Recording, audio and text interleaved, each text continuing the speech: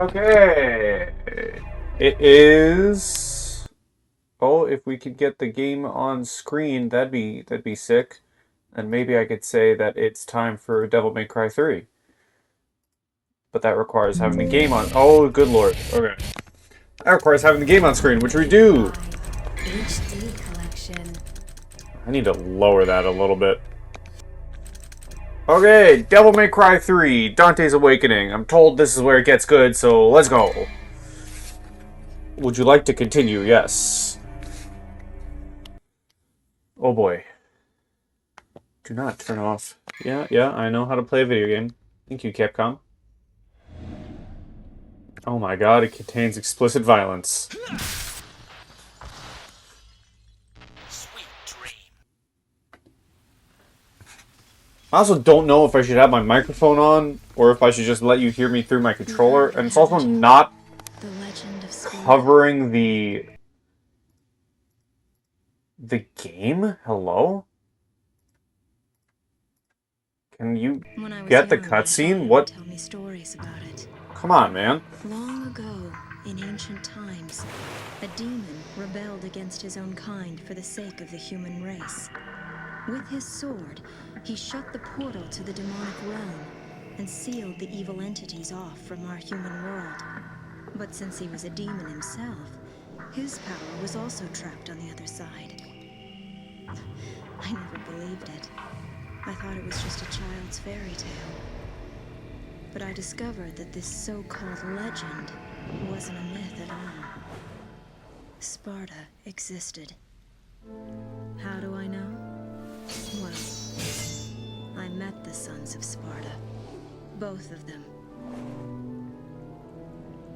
Though the same blood of their father flowed through their veins, the two battled each other fiercely like arch enemies.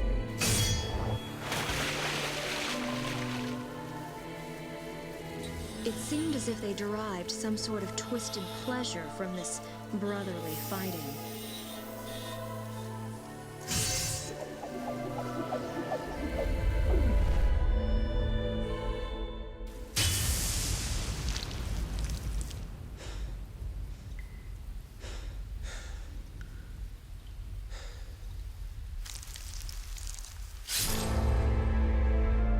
But in the end,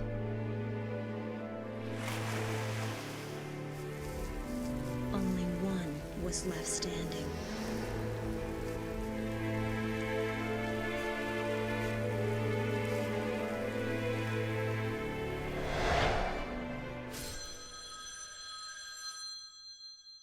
All right.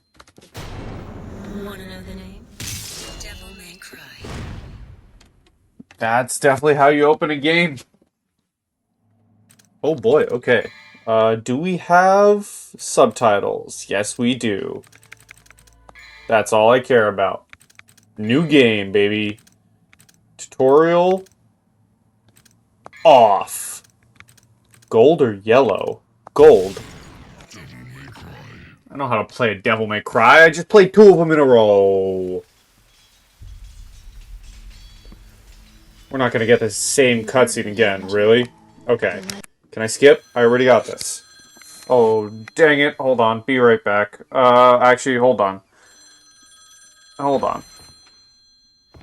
Oh, boy.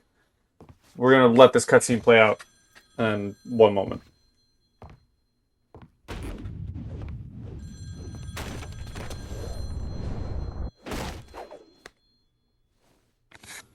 Sorry, not open for business yet.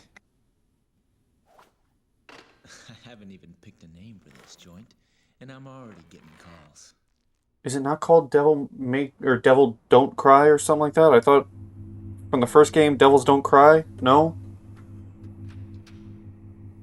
You a customer too? Well, if you want to use the bathroom, help yourself. The toilet's in the back. Or is DMC meant to be kind of a reboot because Devil May Cry 2 was bad? Where did you hear that? From your brother.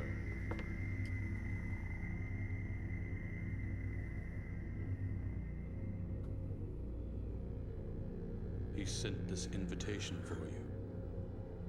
Please, accept it. Oh shit.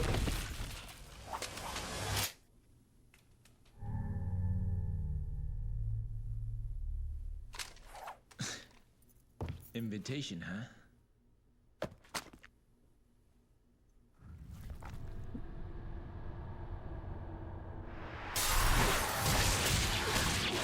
Oh. Sure.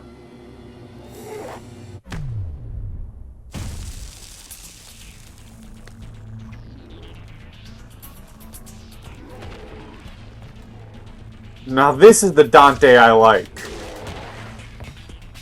Not the barely talking guy from the last one.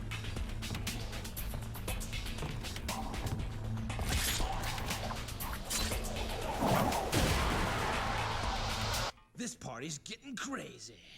Let's rock. Yep. That's good comedy.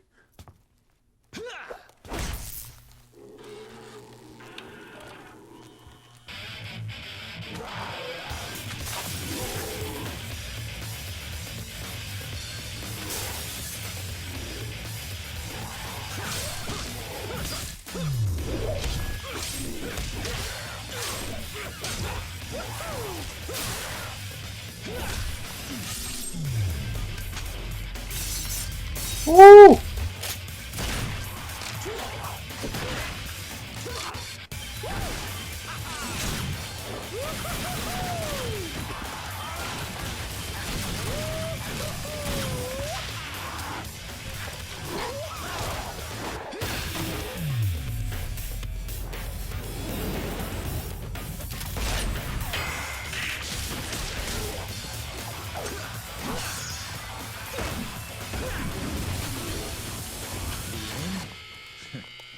Don't bet on it. Okay. Before we start the mission, we'll be right back. I have to just get to something real... Okay. We are back. Let's get into the game proper.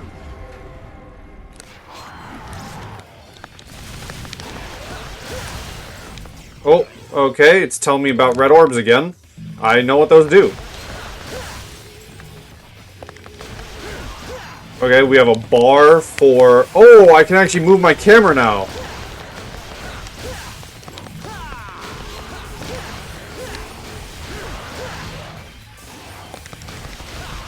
Okay, there is a lock on.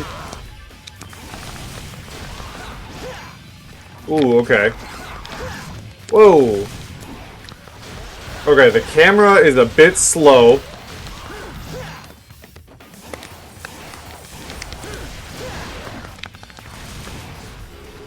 To turn.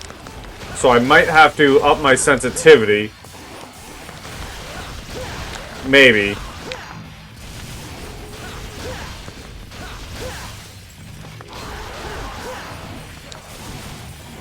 Okay.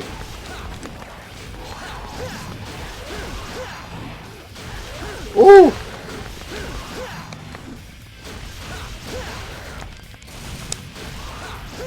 Okay. Yeah, dude, I'm digging this.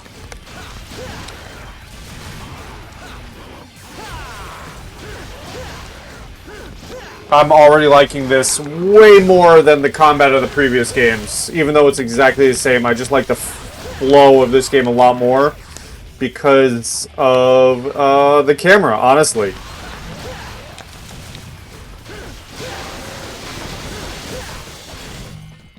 I don't mind fixed camera, but that was so much nicer.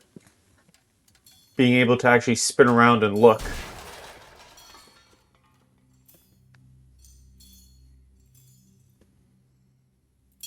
Maybe put some clothes on, Dante. Oh, the pizza, of course.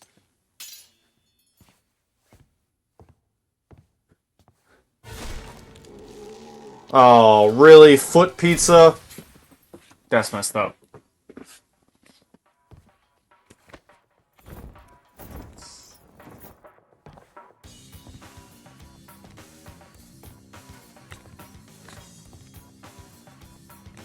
I can already tell.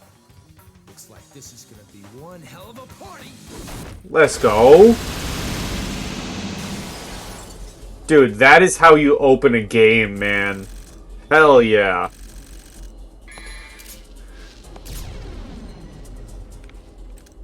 Save, please.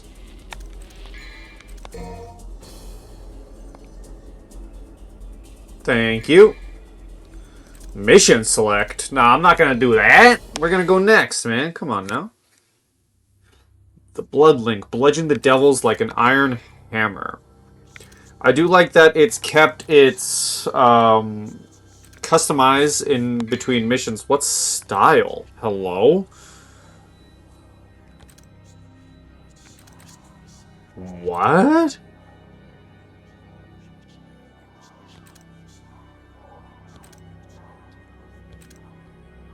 Okay. Interesting.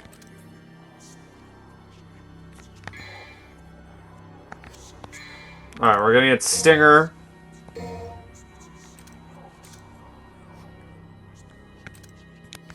Can I upgrade my guns at all? No. Okay. Holy water's back. Okay.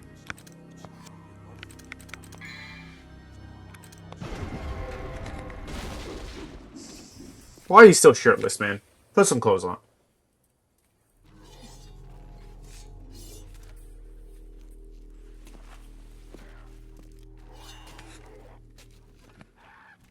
Damn it!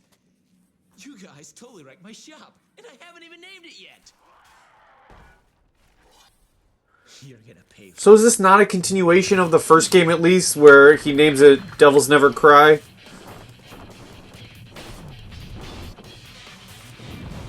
Is this like a silent reboot or something?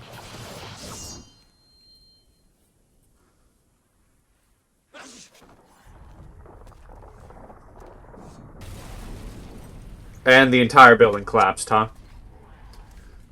Yeah.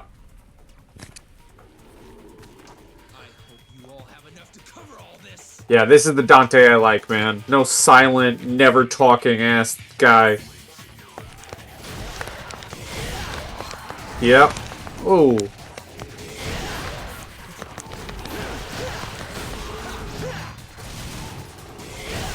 Yes. Okay. I'm a fan of Stinger.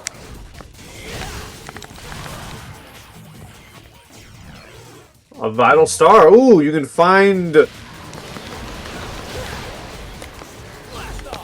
Oh, okay. I don't know how I just did that.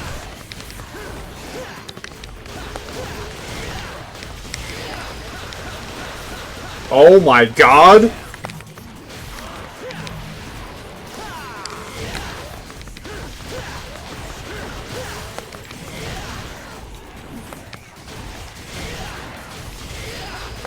Okay.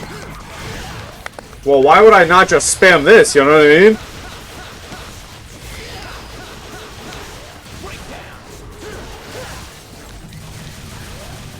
Ooh! Oh my god, dude. The combat feels so nice. What the crap?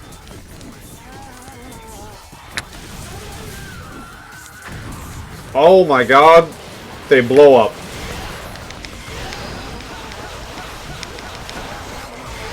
Oh my god, dude. Oh my god, bro.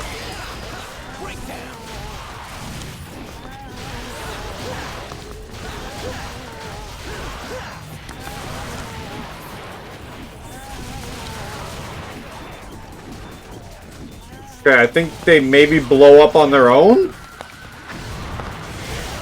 Yes.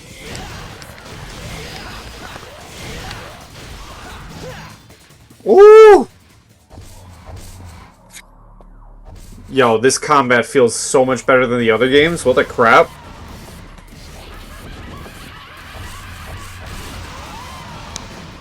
A boss already?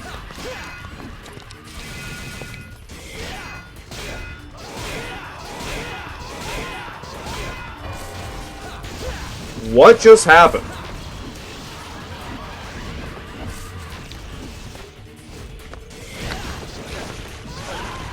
What?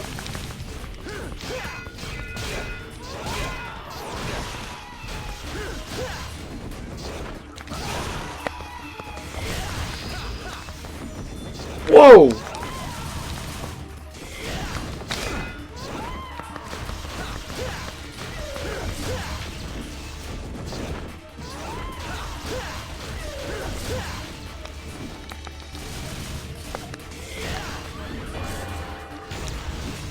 Whoa!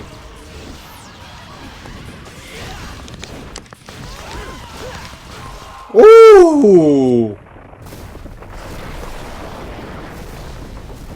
Okay, I don't think we caused that much damage in our fight.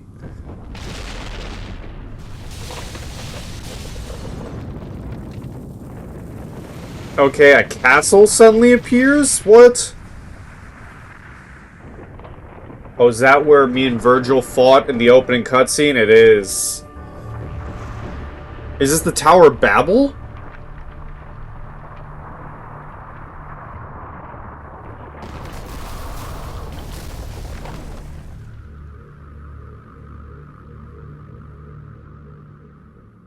Okay.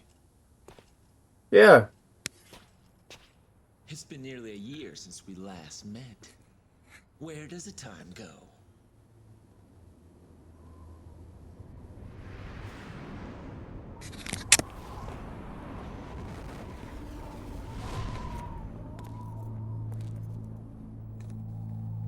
Hello, Virgil.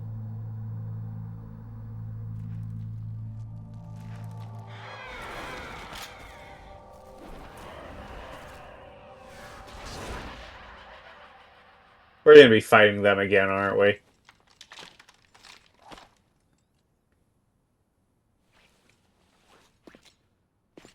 No doubt you've got some fun planned for me. Right, Virgil? Oh, okay.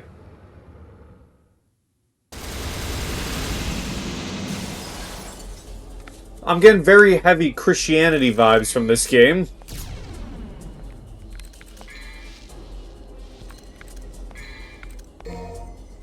I don't know what being gold means. And that was a boss fight. Like an actual boss fight. It wasn't anything... Are we already at the top of the tower? What is this? Really? No. It's someone else. Okay, yeah. Arkham. Doesn't it excite you? The Timinagru has revived. The Great One, who once ruled this earth as the medium between the human world and the demon world. Isn't it a magnificent view? The greatest minds of their time, those who revered evil, constructed this glorious edifice. Now, after 2 millenniums of confinement, it can at last fulfill the purpose for which it was intended. That's none of my concern. Did he have it? Of course. He's taking good care of it. After all, it is the only memento left from the mother you both lost. But he has no idea of its true power.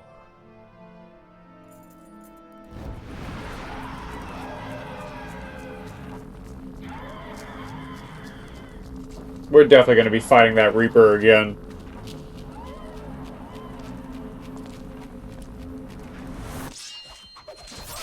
Oh, never mind. Thanks, Virgil. Classic anime split in half. So this guy's just an anime antagonist.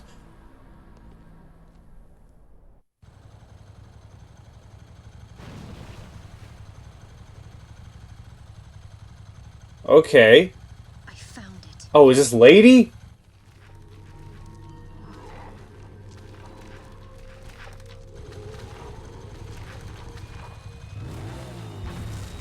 With a sick-ass motorcycle? What the fuck?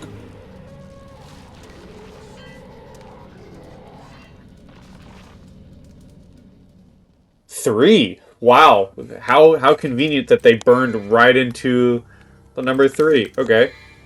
We got 5,000. Not enough to really buy anything. We could upgrade the guns.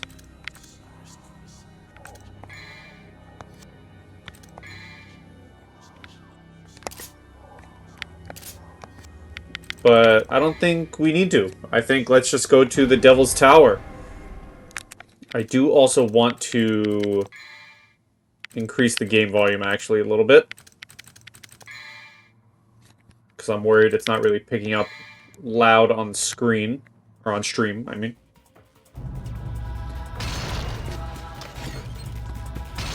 Okay.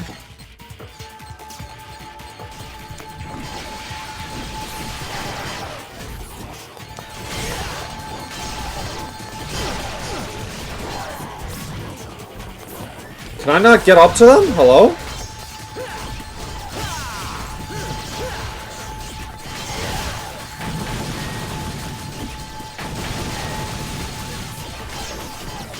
Okay, there we go.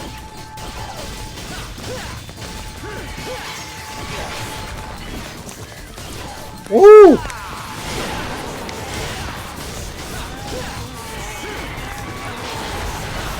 Oh, we have some splody boys.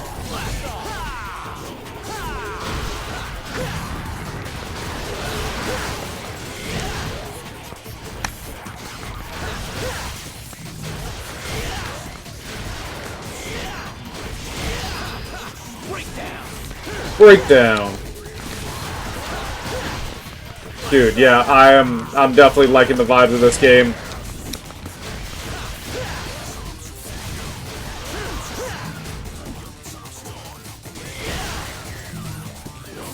Oh.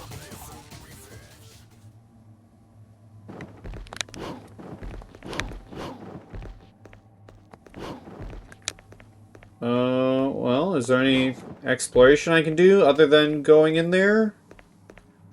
Doesn't appear to be, so that's where we're going. Oh, it's a fight room. For a shotgun. Sick. I never used the shotgun. I don't think I used the shotgun in the previous game, so...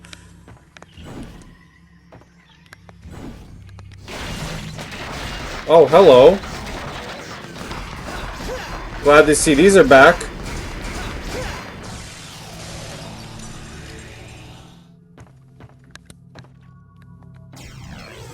Shotgun. Probably not gonna use it. If I'm being real honest. I quite like Ebony and Ivory. Love Planet. Of course. Of course. Ooh, the wall running's back.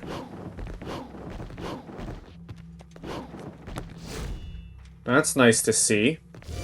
Oh, it's a fight room. Wow, they're throwing new enemy after new enemy.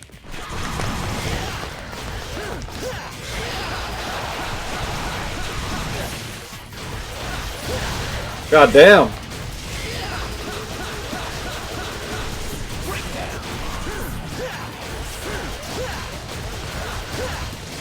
Okay, then these guys aren't that bad.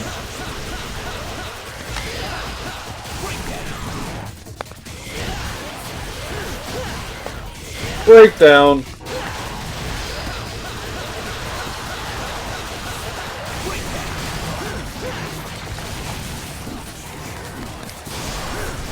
Okay, yeah, those guys aren't that bad. Ooh!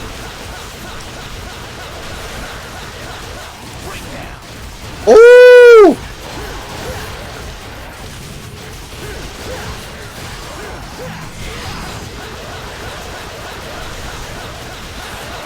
Oh my god!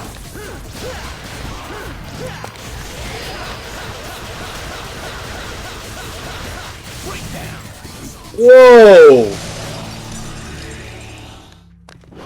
I was just going off! Oh my god! Destruction! I am glad to see the upgrade stations are still in the game, assuming that's what that is.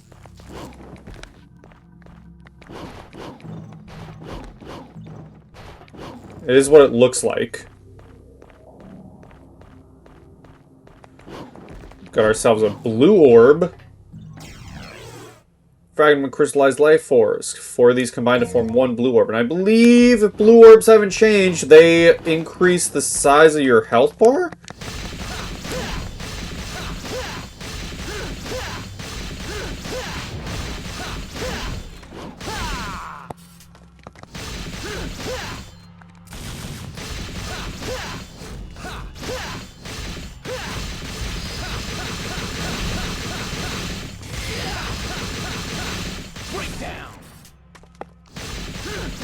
Oh, okay. Blue orb fragment. Wow, okay. Sick.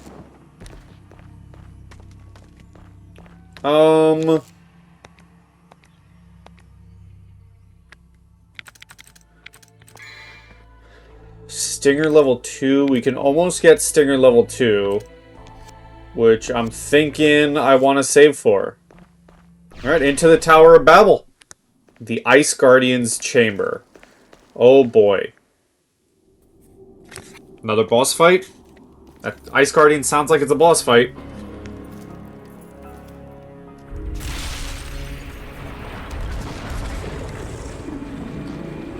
Ah! It's a Cerberus.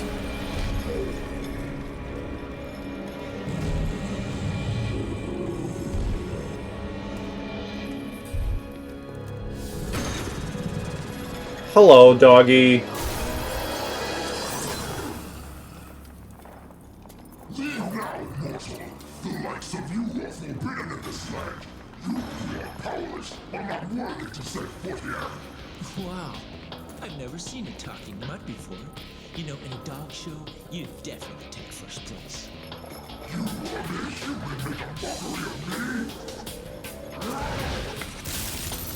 Oh, well. Guess we have to go through them. Fido. How about I take you out for a walk? Come on, puppy. Let's go. I love this Dante so much. It's so refreshing after Devil May Cry 2's. Come on.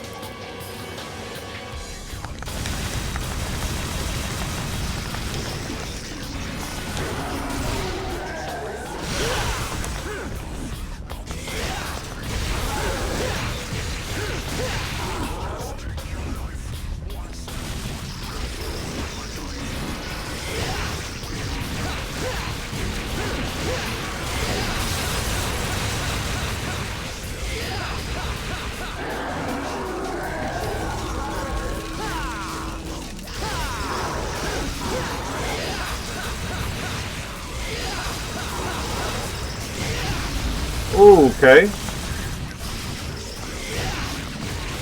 Calm down, Fido.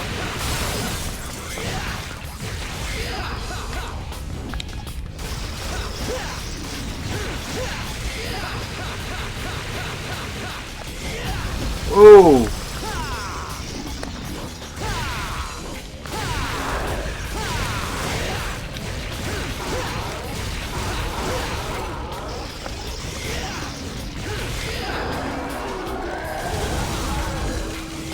Okay.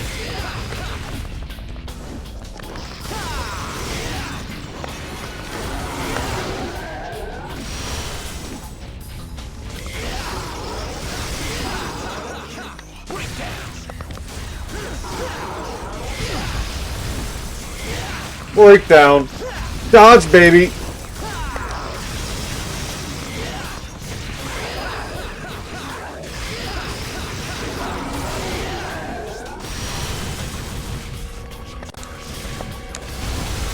Oh.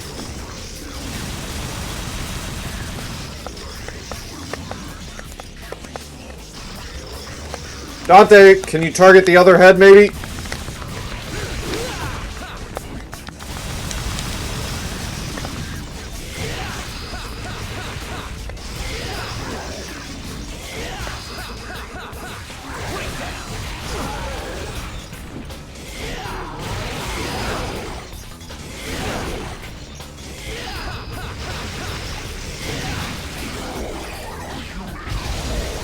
Oh.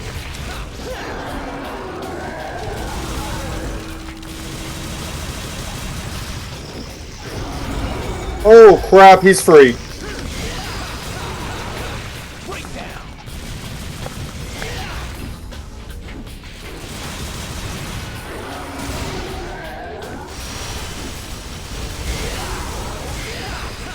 Oh!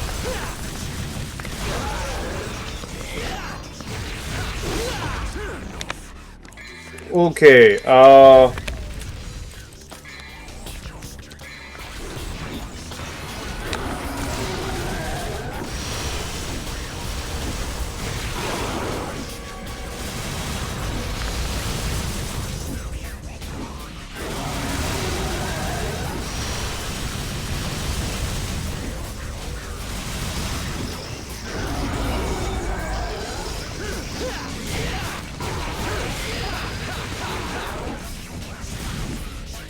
no, Dante! Oh my god.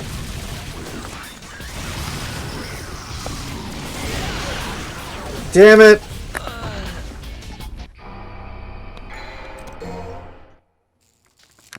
I don't know how to... Come on, wimp. Up. The up button is how you activate your... is how you open your inventory. That is a weird way to do so, but I know... Okay.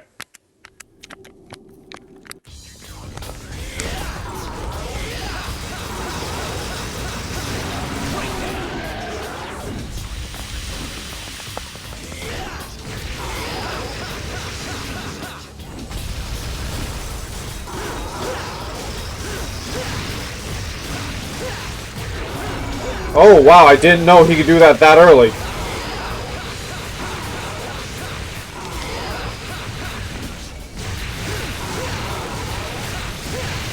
Holy massive damage.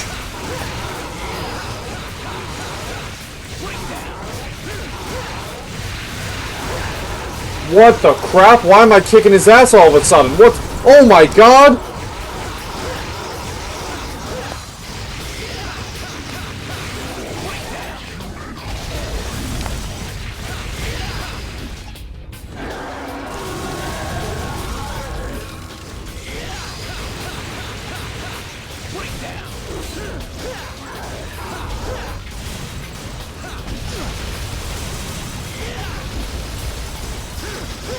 I didn't even know you could do that, dude.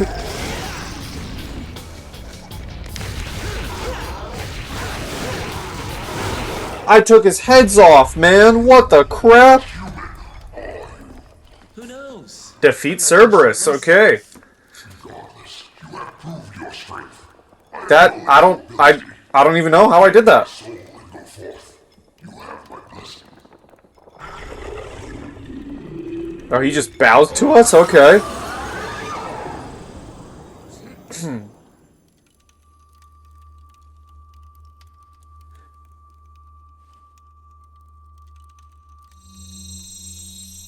Oh, new weapon.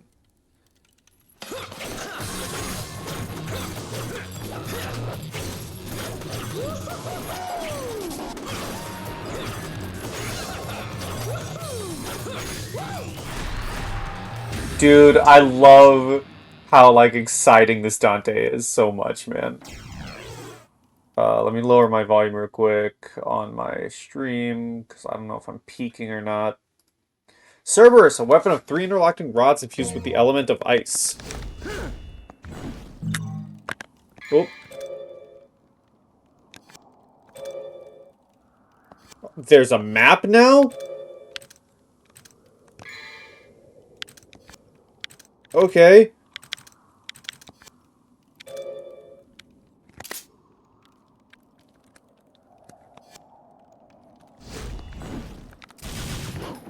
Alright. Maps. Hello, lady. Yeah, Dante just stands there? What?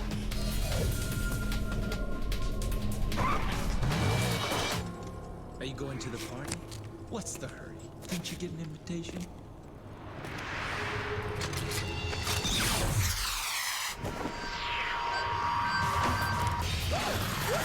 What?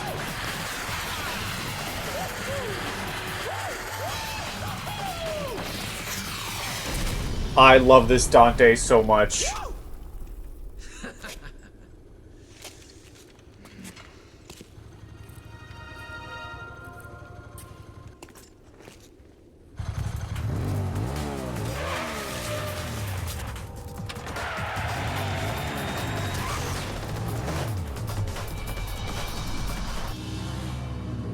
Oh, alright.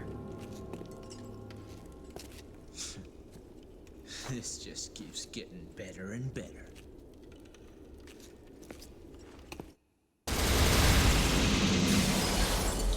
That's pretty sick.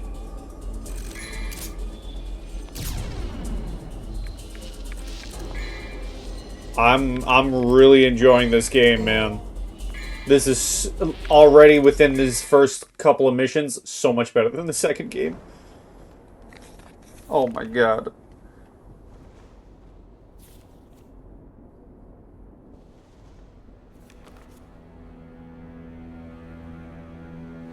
Looks like we have an uninvited guest. Is that so? A human. A woman. I'm afraid I should ask the uninvited one to leave. That is what you want. Actually, I happen to be acquainted with that woman.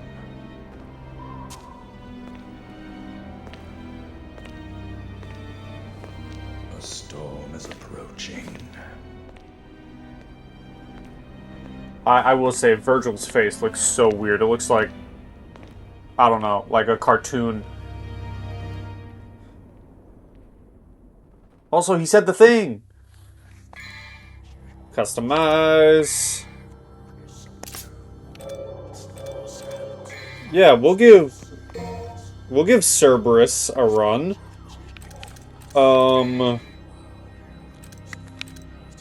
Revolver? Windmill. Let's get Stinger level 2. And the uninvited one.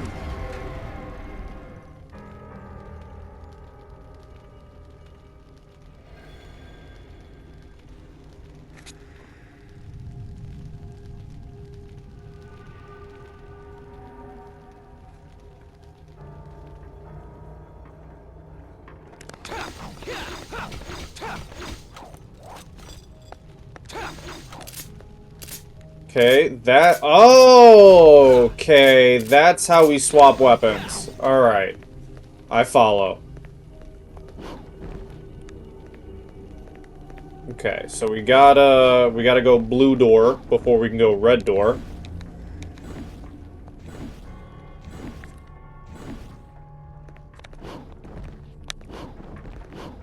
Okay, Dante. Okay.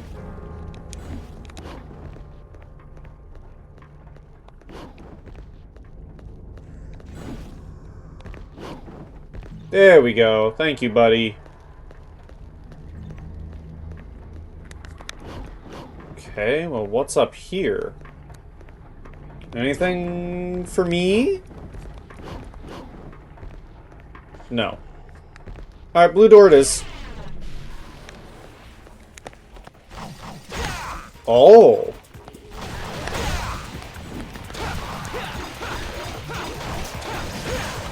Okay.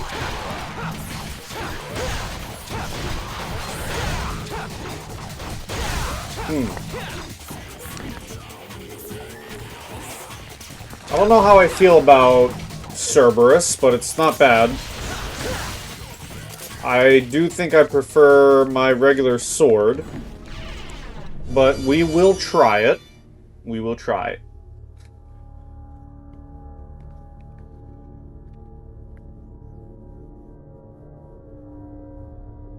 Oh, a bunch of these guys.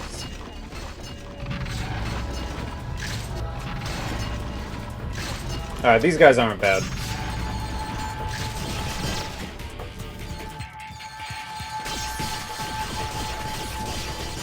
Ooh!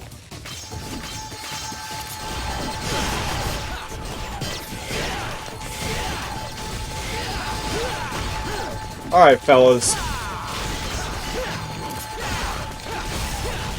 Let's stop there, huh?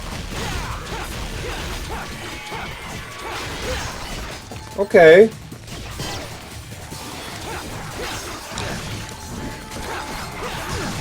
Okay, no, we want to get rid of these guys.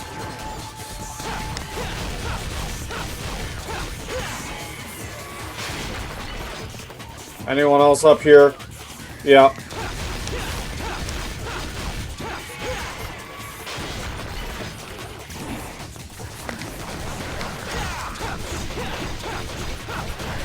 Okay, I think I'm starting to like Cerberus. Now that I'm figuring it out.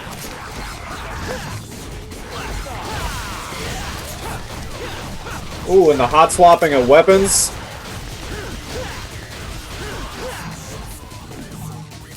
That's gonna make for some fun combat.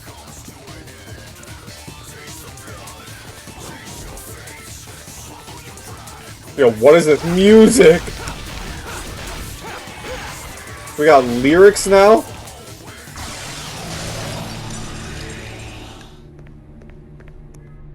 To the being with the willed thunderstorm, I bestowed the soul of steel. Okay. So I assume that will lower the cage. I don't remember the other two games having lyrics in the OST, but I could be wrong.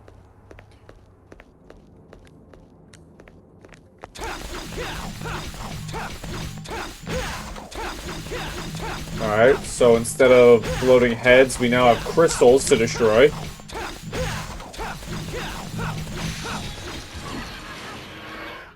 Don't mind if I do.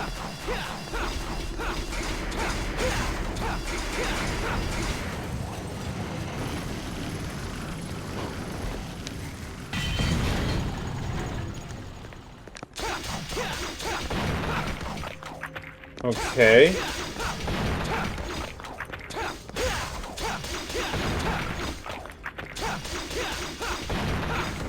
May as well destroy all the statues if they're gonna give us goodies, right?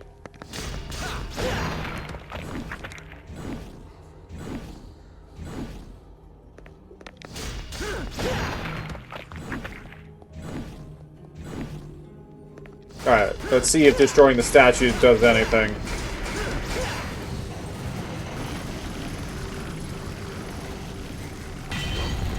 Oh, yes it does! Okay. We had to clear the weight. I got it. Oh, hello fight room. New enemies? Mummies?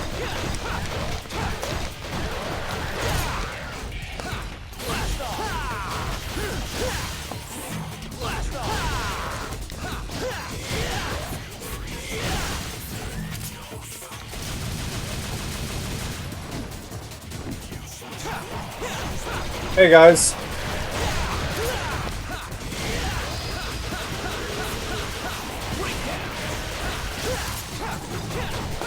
Woo!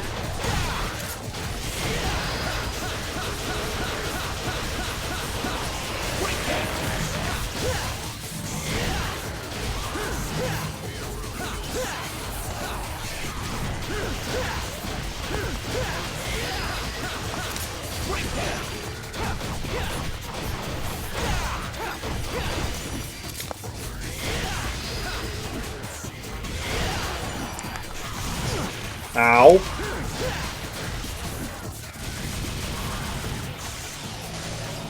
I hate that the hands frickin' hurt you.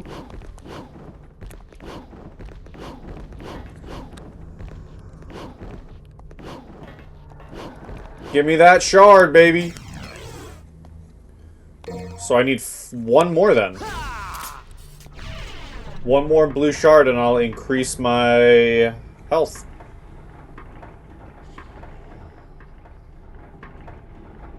Okay.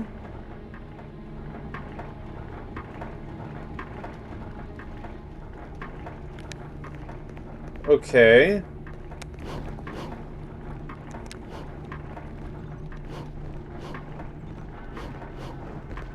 So we got the yellow door now. Okay, another fight room. Sure. Oh! Okay.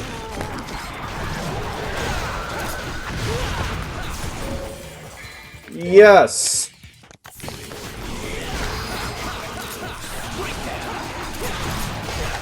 Oh my god.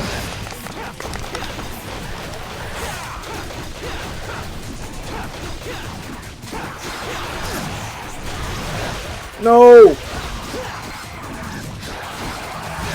No! No, come on, man! I was doing so good. Okay. Okay, well the stairs were already destroyed, so...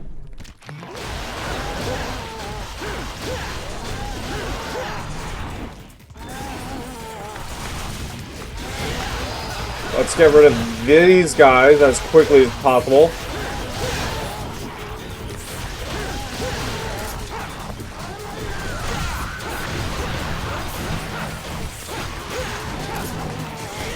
Okay. Oh boy, what up, Panda? Thank you for the tip. So far, ignoring them has been pretty good.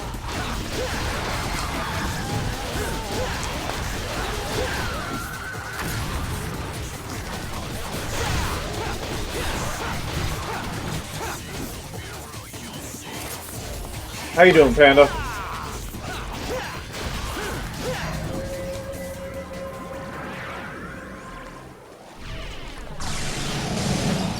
Dude, let me tell you, I'm loving this Dante so much more than 2. Oh my god, it's so refreshing having a jokester, talkative Dante. Also, the combat is so nice. I got Cerberus. That was a wild fight. A lot of fight rooms. Oh, hello.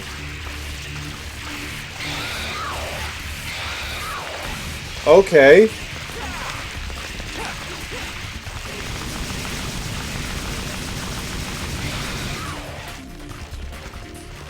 Okay.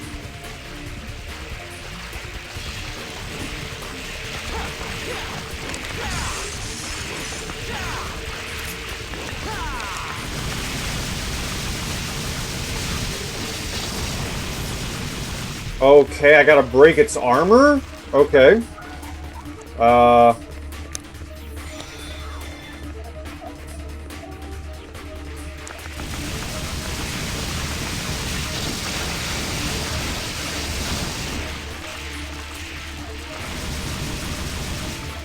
Okay, I don't fully get this one.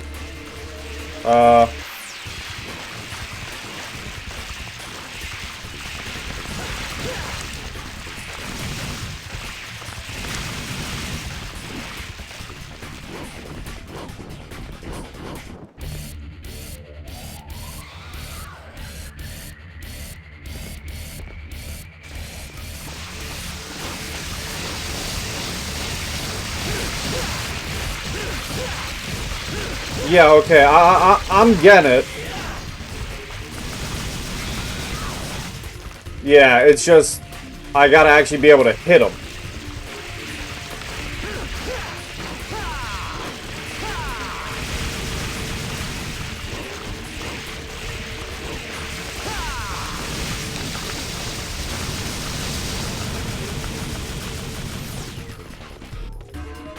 Maybe locking on will be useful. I know I gotta position myself to where I can hit him.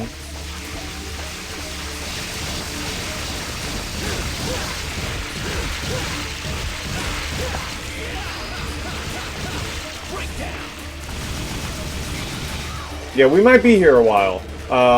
This isn't that bad.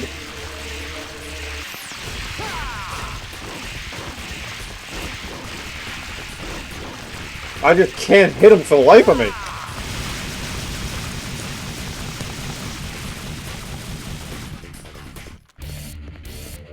I am liking the camera. I'm liking that I can actually turn the camera now.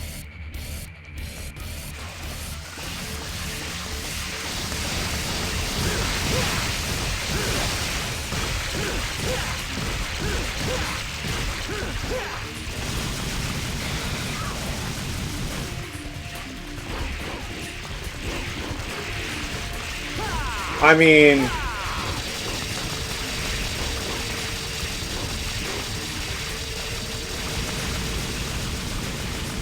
yeah, I don't know.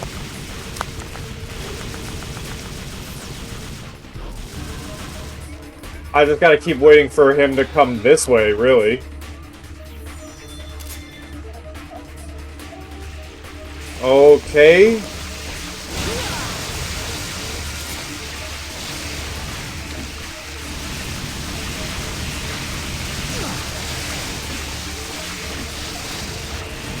This is certainly a fight. I guess.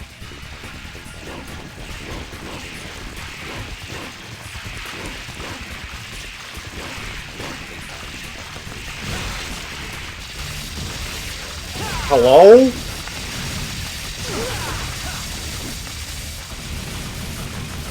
Am I gonna die to this guy? This, like, what?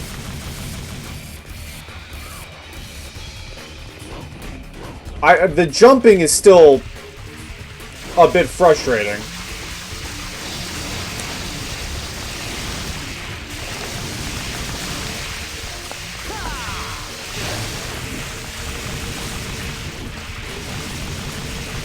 One of the weaker fights in the game. Yeah, after fighting Cerberus, which was a really cool fight, this is kind of boring.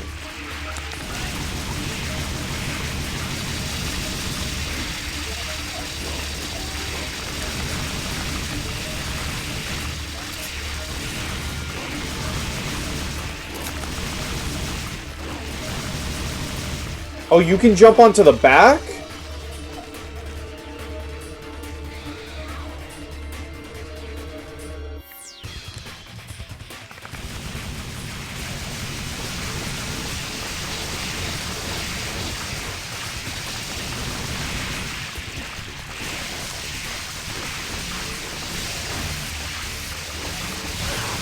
Alright, well, you can't jump onto the back when that happens.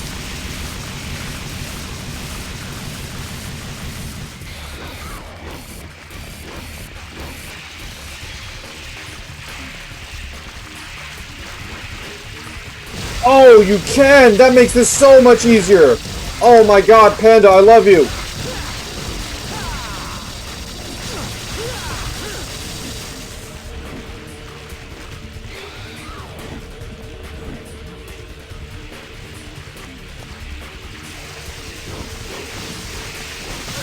Now I just need to survive, yeah.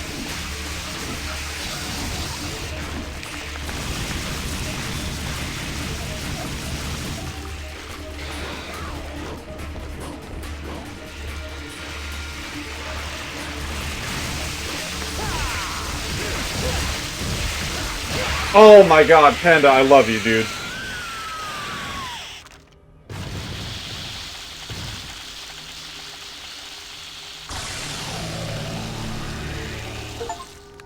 Defeat Gigapede. Yeah, the being able to spin the camera now, I mean, it's slow as hell, so I probably have to up sensitivity if that's even a fucking option in this game. Which, actually, let's check.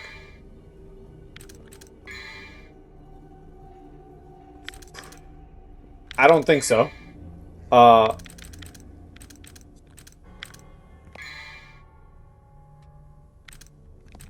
Okay, well. It doesn't appear to be.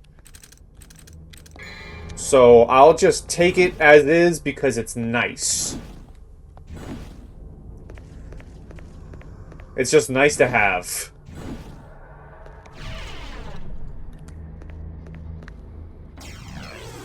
Astronomical board. Oh.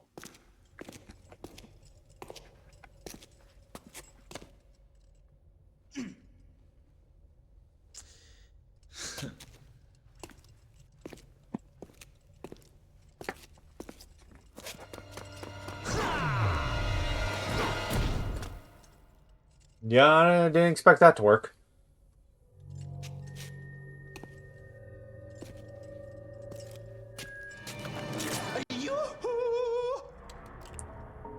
There's no need to use Okay. violence, devil boy. One of the most annoying characters in the game. Oh god. Say, lad.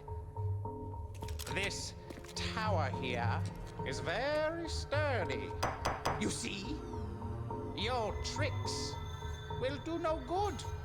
No good! Zip it, or I'll pierce that big nose. That could be a problem. Just hear me out. You've got nothing to lose, right? My name is Jester. Of course it is. I know a thing or two about this place. That thing there is a power generator for this entire sector. In order to open the door, you need to apply a little something to it first. Do you know what that is, kid? Or is that too difficult for you? Get to the point, or you want to keep on dancing?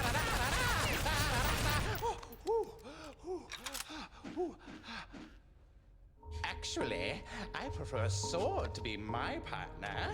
May I have this dance, my lady?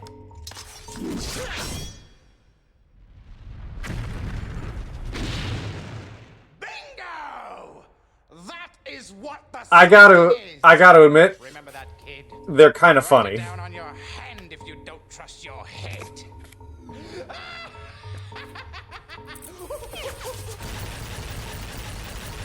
But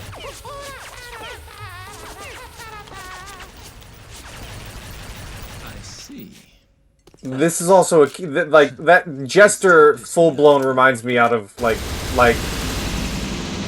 that's a character that belongs in like Has Been Hotel. You know, like what did I just watch?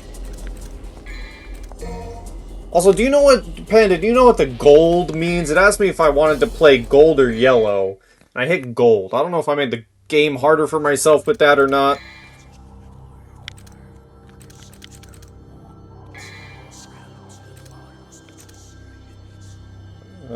Revolver, windmill. Stinger, I already know that. Just a different style of resurrection orbs? Okay.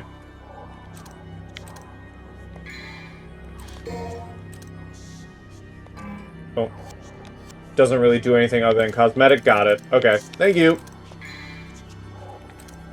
Unleash your might on the demonic gatekeepers.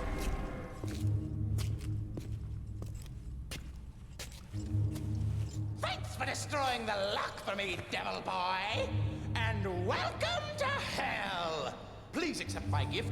Don't be humble. Just take it. After all, we're buddies, aren't we? Is this the Jester speaking again?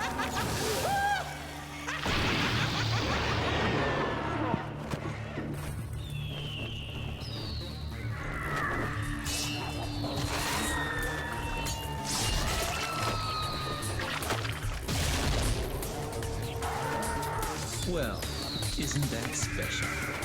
To be honest, I was expecting something a little better than this. Alright. Oh my god. I appreciate the humor in this game so much. After playing 2 and it being none.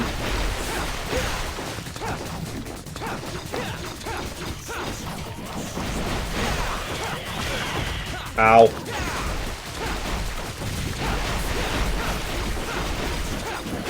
Okay. Oh my god. Arc with a subscription and it's killing me, and apparently my notifications aren't on for stuff. Oh my god, I have my alert box muted. Oh my god.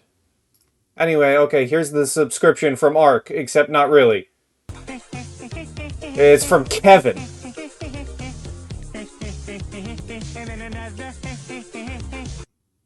I don't think I've ever had someone subscribe to me. Oh yeah, Pro streamer Arc. I'm a pro. I know what I'm doing. Thank you, buddy. Hell yeah.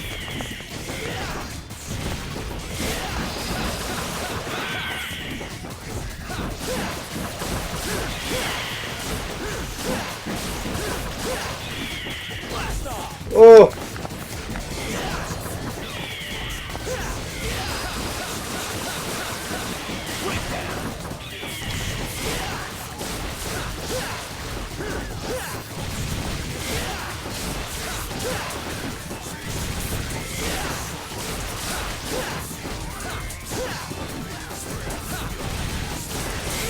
Okay, I'll read that when I'm not dying, Panda.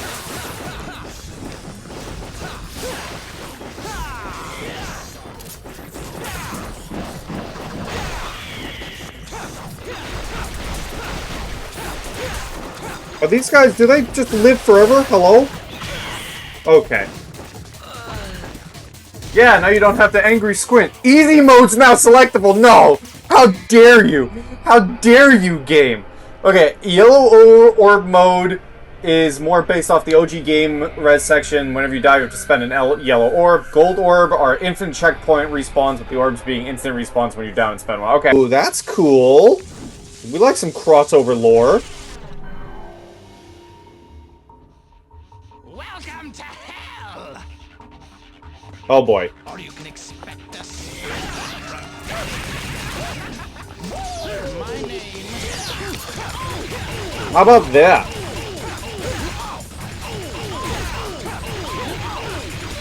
Is he really releasing confetti? Oh my god.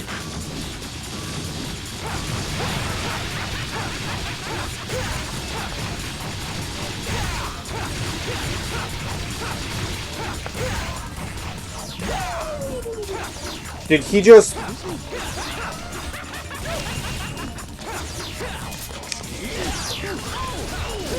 Did he just whoop whoop whoop me? Like Zoidberg?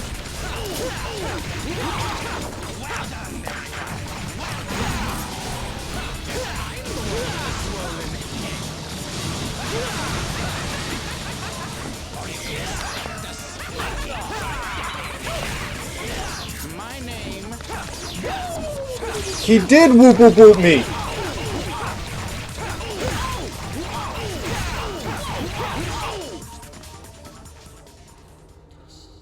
Oops. Oh wow, so there's a lot of Power Rangers crossover.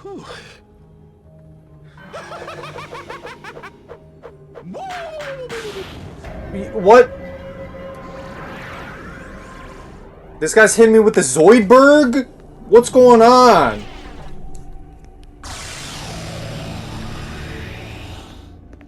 He's whoop whoop whooping me and slapping his butt. What's going on? I just fought a giant gigapede and a Cerberus dog. Why am I fighting some dude who's slapping his booty cheeks?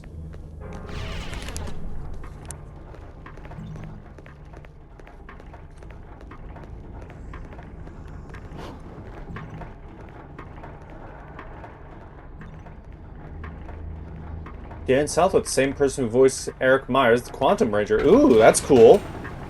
Wow, so there's a lot of Power Rangers crossover in Devil May Cry.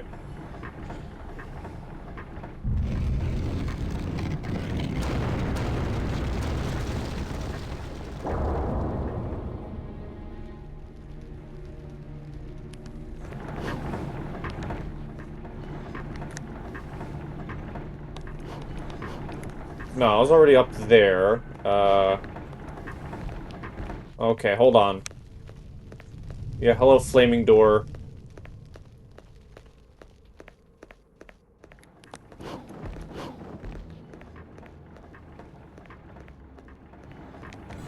Oh, that sucks.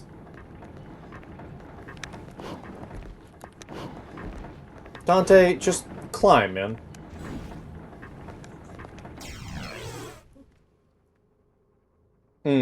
That's the name of the weapon? Okay.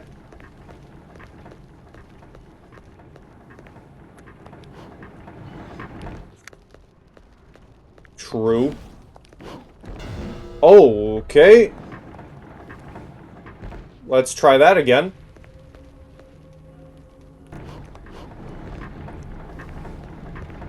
Dude! I don't know. I can't even begin to explain how I thought of it. Oh, god damn it. Why did I do this to myself?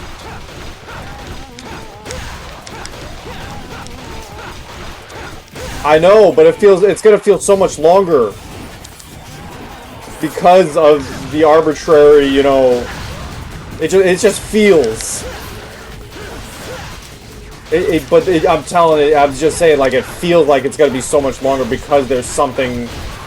Like, there's something stopping, you know?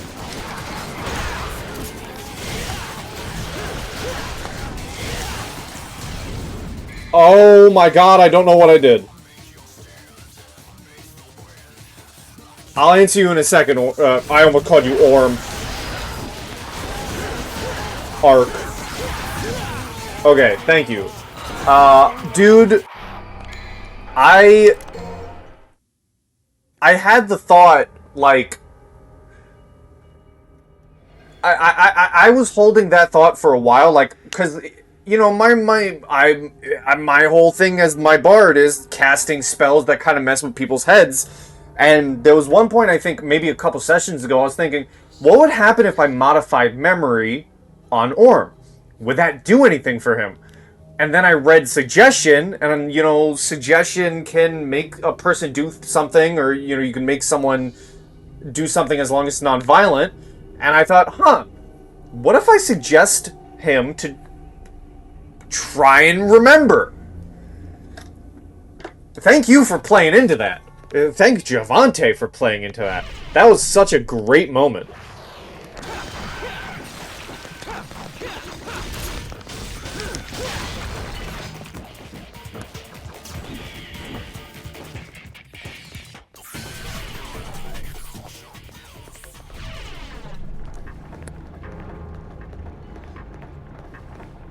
Yeah, Panda's now hunting down Sword Saint artifacts. Like, hello?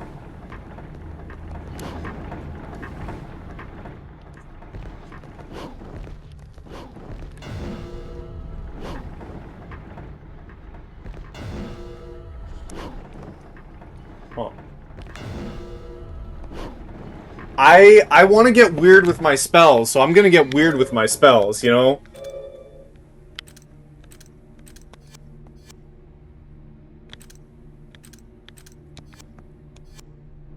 We're gonna get weird with it.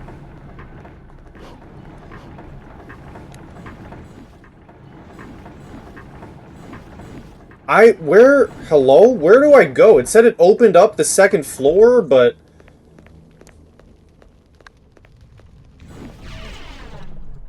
Well, I obviously don't go backwards.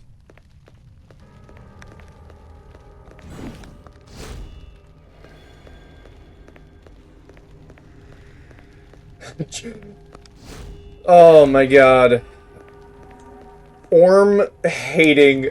Dude, I loved the... Oh, so you... Oh my god, I cannot... Okay.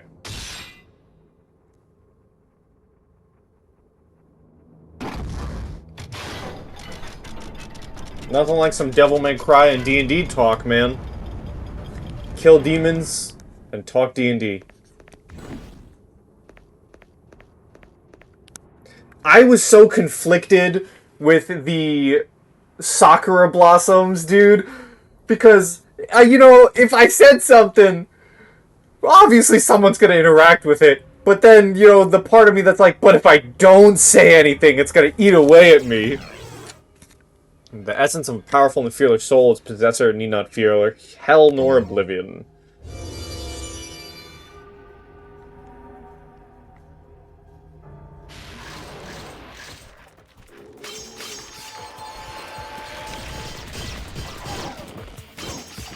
Hello?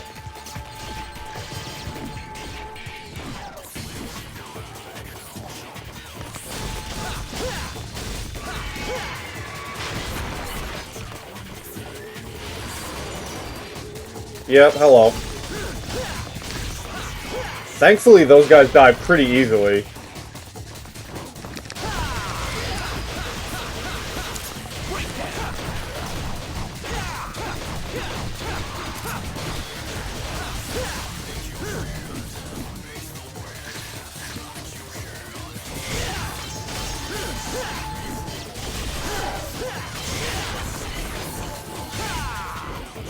And I appreciate it, Panda. You know, you don't gotta tell me everything. I'll figure it out through painstakingly long processes at some point. But I do appreciate the minor assistance.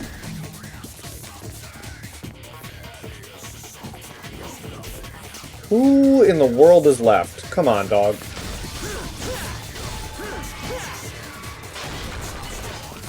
You guys direct me. Wherever the two of you want to go, I am but the humble streamer man. We could do my server, we could do Ark server, it could be the you know, Blood and Cinders server. I am but a humble streamer, here to have fun.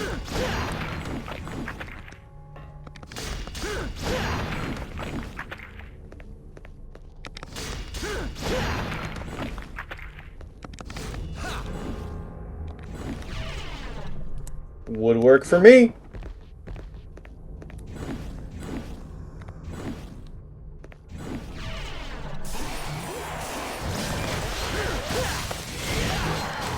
Be there in a hot second.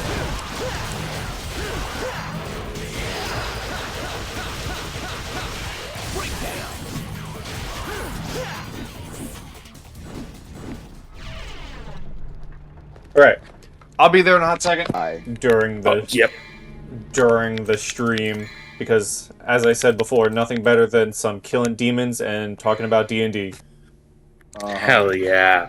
Yeah, I've been holding that idea. I've been banging on that idea for a while, and originally I was gonna wait for Modify Memory because that's how Modify Memory works. Well, I mean, I not how it works, but in my head I was like, if I said, you know, hey Orm, I'm gonna modify your memory to remember shit, I feel like Javante would be like, fuck yeah. I'm gonna reconnect some synapses. No.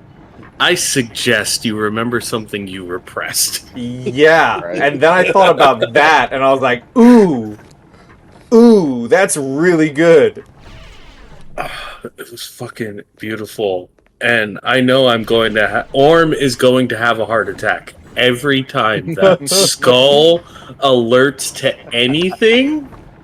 That had to have been a clear reference to DMC4. Oh, it absolutely was. Because, and you'll find out, so it's not that big of a spoiler, because you get it really fucking early in the game.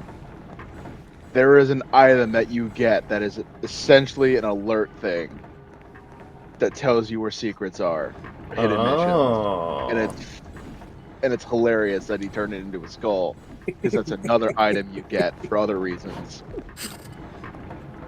Plus the whole taking shots at the entire DMC timeline. Yep. We don't talk about this time. No, we don't talk about this one over here either. It's weird. It's kind of a side thing. It's not really a part of his full story, but it's got a little bit of info. Yeah. Who? Because it seemed everyone was keyed in but me. Is the Spirit Talker meant to be Ozzy Osbourne, or is that an actual character in a DMC game? Or a previous character that he's ran?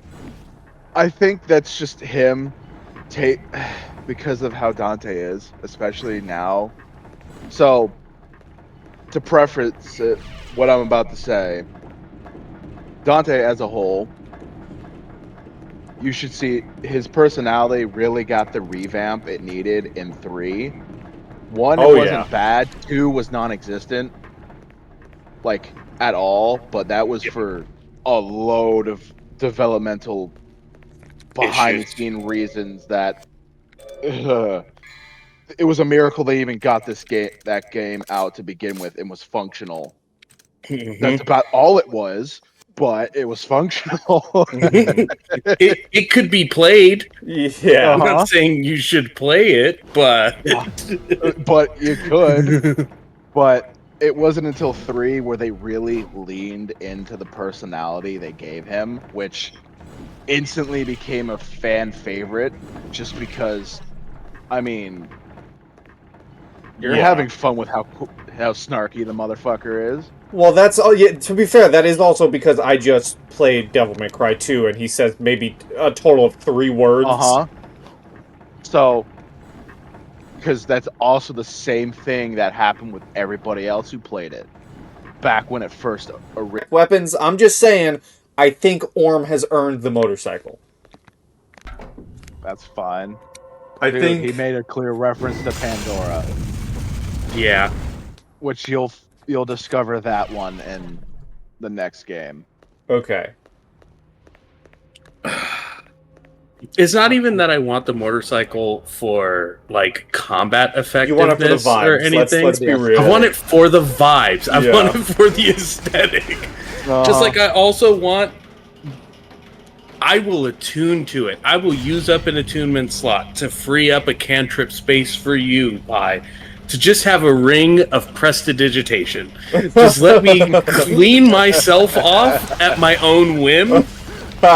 Yeah, but prestidigitation is also exceedingly useful spell, even just in general. So Yeah, but for Orm, he doesn't want to have to keep looking at,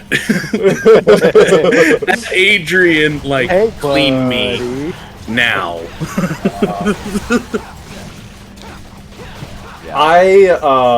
Obviously I'm gonna try and make the friendship bigger between everyone in the party, but I love the growing friendship between Orm and Adrian so much. I can't wait. The one that I really can't wait for is for Filtiarn and Orm to just box it out one day. Oh, that's gonna happen. Like, to just be at wit's end. Orm hasn't, eaten, quote unquote, for the day, and Filtiarn's on his fuck the world sad boy shit, and Orm's just like, you know what? Let's get the blood pumping. Let's work through this and not word through this, okay? Oh, are these the guys from the anime? What are they, Agni and Rudra? I think I'm fighting them. Yeah. So, one of the biggest complaints that I hear from a lot of people that, in my opinion, because everybody has one and allowed to have one, some of them are just wrong. Agreed. I will say this. Full agreed. Some of them have been bitching because, as you see in this cutscene, where are their heads? Well, you'll find out in a second, but I'll let it play through and let you find out. Oh, they're on the swords. Uh-huh. And I watched majority of the anime, which we still need to finish with you, and those heads are on their shoulders. I've heard complaints about that, and I think that is incredibly fucking stupid. Interesting. You want to know why? At least why I think it's a dumbass argument and complaint? Because in the anime portrayal and the game portrayal are meant to serve two different fucking purposes. Okay? Yeah. The game portrayal, this one, they're literally just an obstacle. They're just an obstacle. They're not meant to have a whole lot of exposition or personality or whatever. Yeah, it's neat that their heads are on their fucking on the pommel of their swords. It's cool because it's clearly hinting at something else that's going to be a bit more important that you probably already learned from the first boss that you ended up encountering. Yeah, I defeated Cerberus and I got him as a weapon. Uh-huh. In the anime, they were meant to be something more. They were meant to be an actual, antagonist. They were meant to be antagonists. Well, also, actual character. Another thing I've heard for it too, in the defense of what you're saying as well, is the games are a portrayal of Dante's perception of how the things went down, and his his like interpretation of these people and the situations, where the show is Is a the third whole. person Yeah, it's viewing looking of these in of the events. whole. Yeah.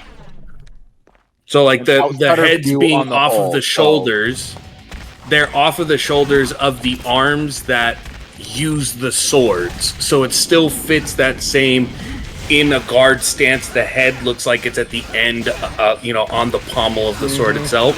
And if Dante was fighting them, of course that's how he remembers it, seeing their heads at the end of the pommels going to swing and cut at him. Yeah. And that's how he would interpret it, explaining it to someone else. Yeah. But plus, and again, and they're meant to be something else. They're not meant to be characters. They're meant to be objects. Yeah. Treated as objects and obstacles. That's it. This game, it's a game. It is literally going off game logic. Yeah. It's meant to be a cool, badass looking game. It's fun, and it's fucking wicked fun, and only gets better with the other games. Like the style system, so much easier and better. It gets better because it's not you pick what style you want to use. It's you can change it on the fly. Because I feel safe, being on Pie's channel and us talking about the session and everything. What is Filtiarn going to name his Sword Saint style? That's a good fucking question. I might cop out and legitimately call it rebellion just because it's a rebellion against his father, who's clearly an asshole and clearly problematic, and just a rebellion against the traditional values of being a sword saint anyway, the traditional styles. It's pitch flashy, you. But it's flashy, but it gets the job done. It's effective. I pitch you the Anarch style. Ooh. That would have been the other idea, anarchy, because Punk rock for the Spirit Guardian. With them playing this, electric guitar version of Shaman, yeah. Their temple opens up like a garage door, and there's a garage. Yep. There's a rock band van in there that he's working on. Yep. He threw a cigarette at me. I mean, come on. It doesn't get any more punk rock than all three of those things together. And let's be honest, while Filtiarn is incredibly stubborn, he's a bit punkish too. Yeah. He's got like young scene, like young as in new to the punk rock scene, punk energy to him. I fully believed that if that dude had a corporeal body, Orm would I was gonna fucking lose my shit. Yeah. He flicked that fucking cigarette and it went through me. I was like, I can't hit him. I know for a fact now I can't hit him. Yeah. So I'm just gonna walk away now. I was fully prepared for a I jump at him from you. Yeah, right. I was expecting honestly, that from him to me.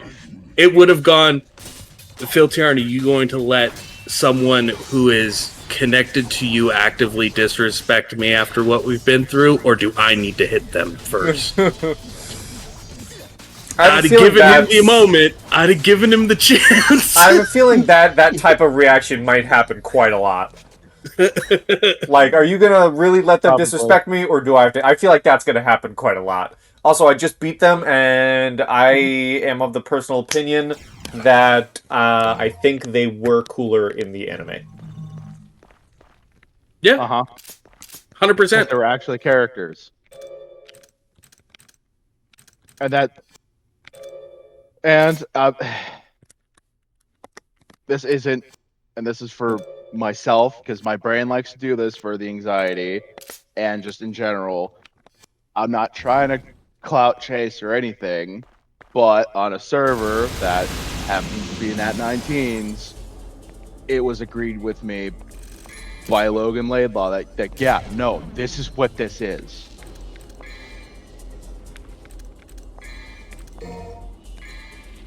That what is? That, you know. Oh, what you posted? That what I explained with the whole characterizations of a lot of the demons in the show. Mm-hmm. That the video game, they're meant to be obstacles. They're not really meant to have personality. They can have personality quirks to make them interesting. Yeah. But they're obstacles. They're not anything more than obstacles. Yeah. Virgil is not just an obstacle. That's a different story. There was something more with that one for a reason. But most of the demons, yeah. Bet. Now we just got to figure out why Adrian's kid is talking to the fucking Lorax of the multiverse. Yeah, man. Why is he talking to fucking Dormammu? I've come to bargain. He's like, if the Cheshire Cat and Dormammu were mixed together, is what how I'm putting two and two together for it. And hey, you know, we're at least I think we're in the good timeline. Because you know, I remember that cut to somewhere else. This a couple sessions ago revealed that there's timelines where I die. I mean, in all fairness, and this is a mechanical reference, one of the main characters in the series that this entire setting is based in, Vestige of a Fucus, there is a cleric by the name of Fenris, who is a time cleric, who's one of their, and that was more recently created abilities for their, you know, subclass that was created specifically for them after it being modified from a third-party thing, but then actively created into something new for the setting. They could literally steal components from another version of themselves from another timeline. Oh. They could call forth spell components from either their future or past selves. Or other timeline versions of themselves who would have access to them. Yeah. So it's very much time / probability / potential. Which I love that he did, because it look, Nat 19 is fucking amazing through and through. Yes, there was, when I started playing Dungeons and Dragons, was advanced 2nd edition. There was a spell in advanced 2nd edition that was conjure spell components that wizards could take, or any spell casting class could take, if they ran out of the material components for the other spells that were in their, you know, spell list or their grimoires or what may be.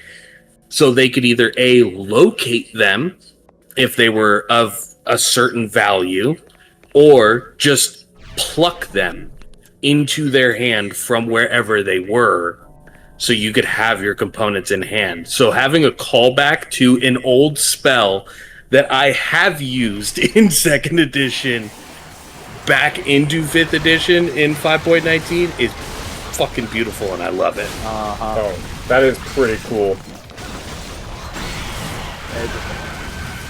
Just in general, I enjoy a lot of what's created.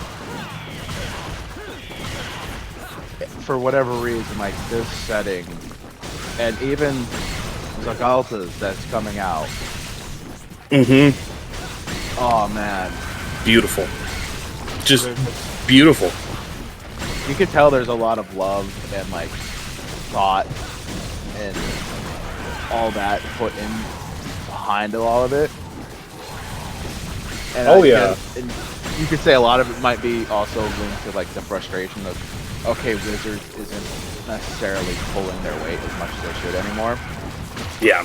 I don't know if that's his actual feelings, I don't know. But it's at the definitely a same- community feeling. I was gonna say if, Yeah. if it is his feelings, I believe it. Yeah.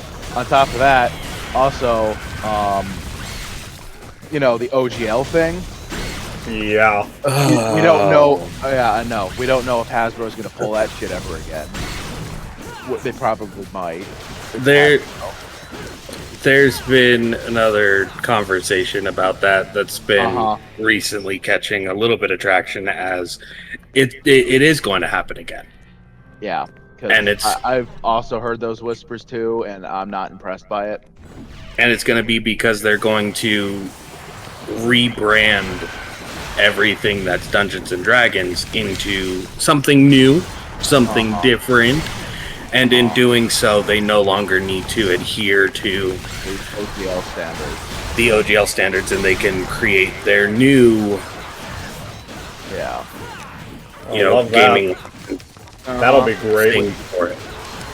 Which is why, and he made it very clear when he first started this, which is why some of the races in these books, I should say, are, while might be references to other ones, or, just renaming of other ones, it's to get out from under the OGL thing in case it happens again. Mm-hmm. That was the whole point of it, which is a smart and fair thing to do, which is why 100%. tieflings aren't tieflings, and Somnus Domina, they're Hadisling. Or, supposedly it's supposed to be a changeling race. I guarantee they're not going to be called changelings. Oh yeah, no. Also, there's a bug race. Most people, when they think bug race, they think Three Cream, right? No, in this one it's like Ilthrikyar or something like that. Like, he'll rename things and make it fit for his setting.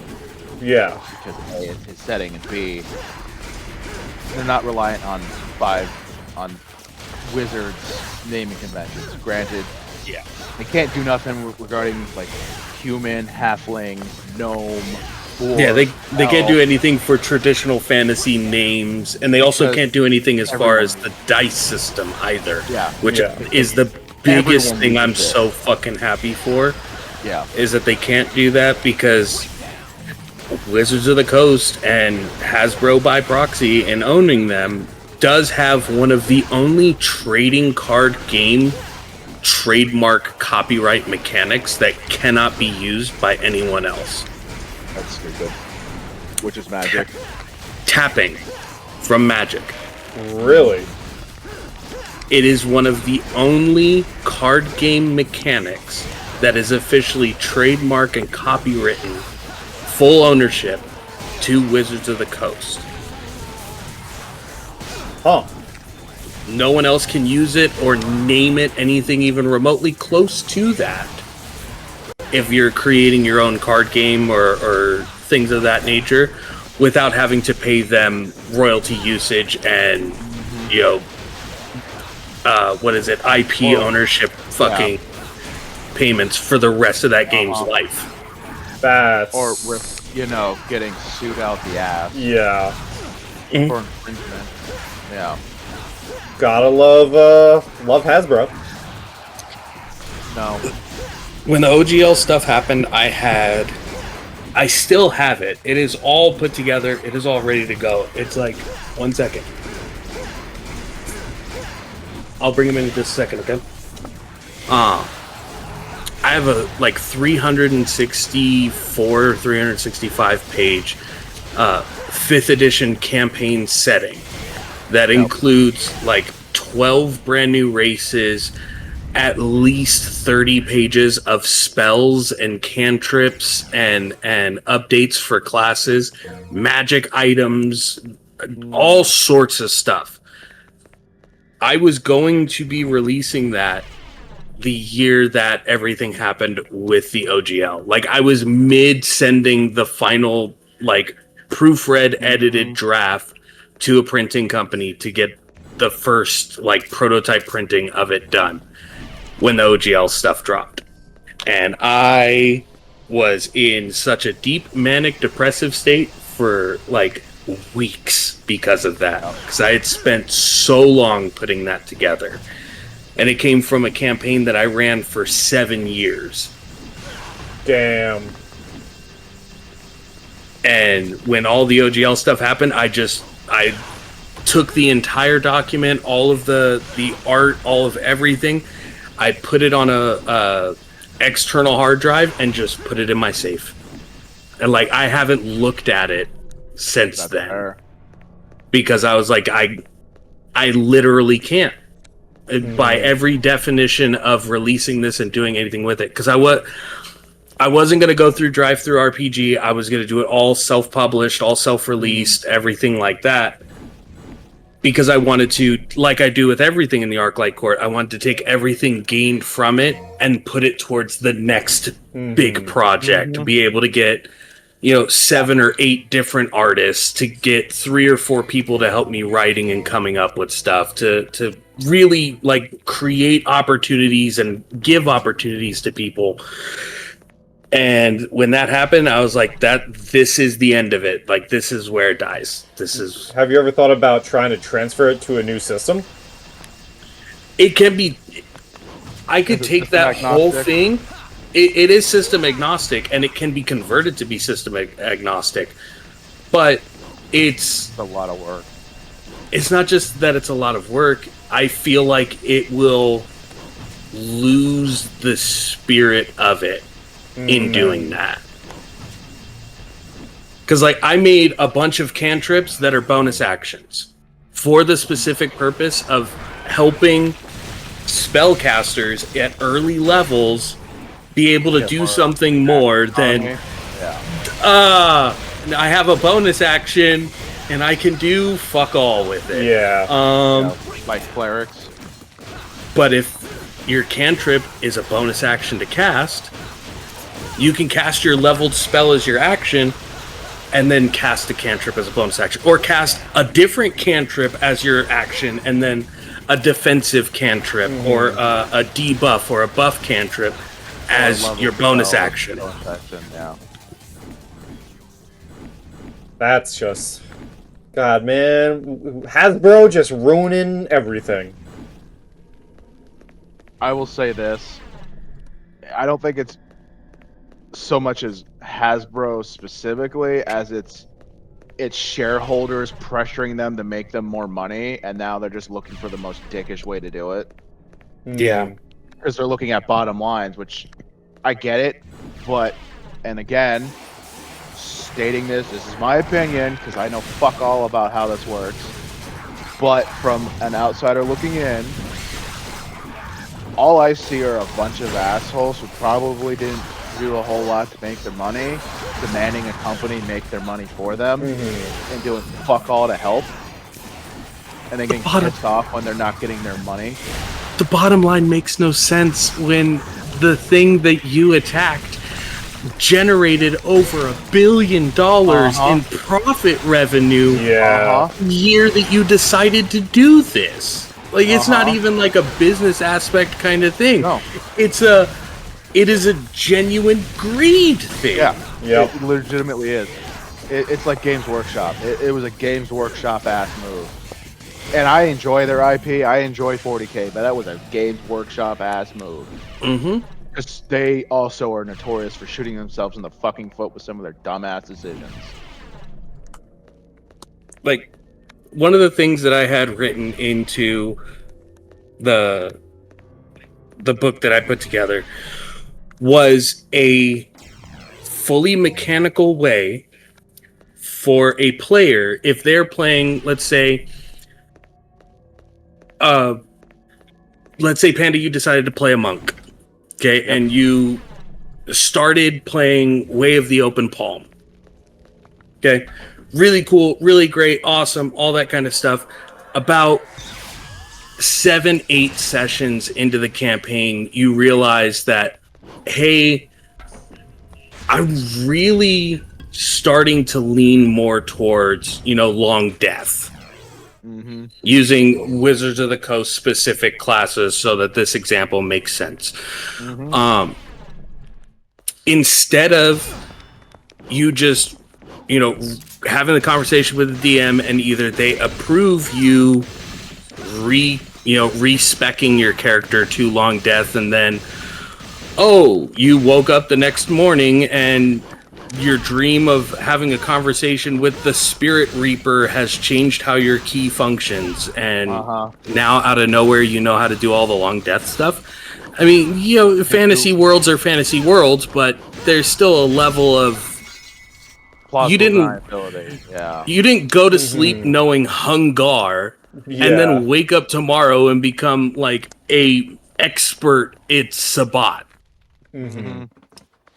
I created an entire mechanic that allows players to take aspects from other subclasses, to be able to either fully shift their aspects from one subclass to another within the class that they have levels in, or be able to go, hey, I'm going to spend a week training with, this Way of the Shadows monk. And after that week, you can replace your third level monastic tradition, one of your third level tradition features, with one of the Way of Shadow features.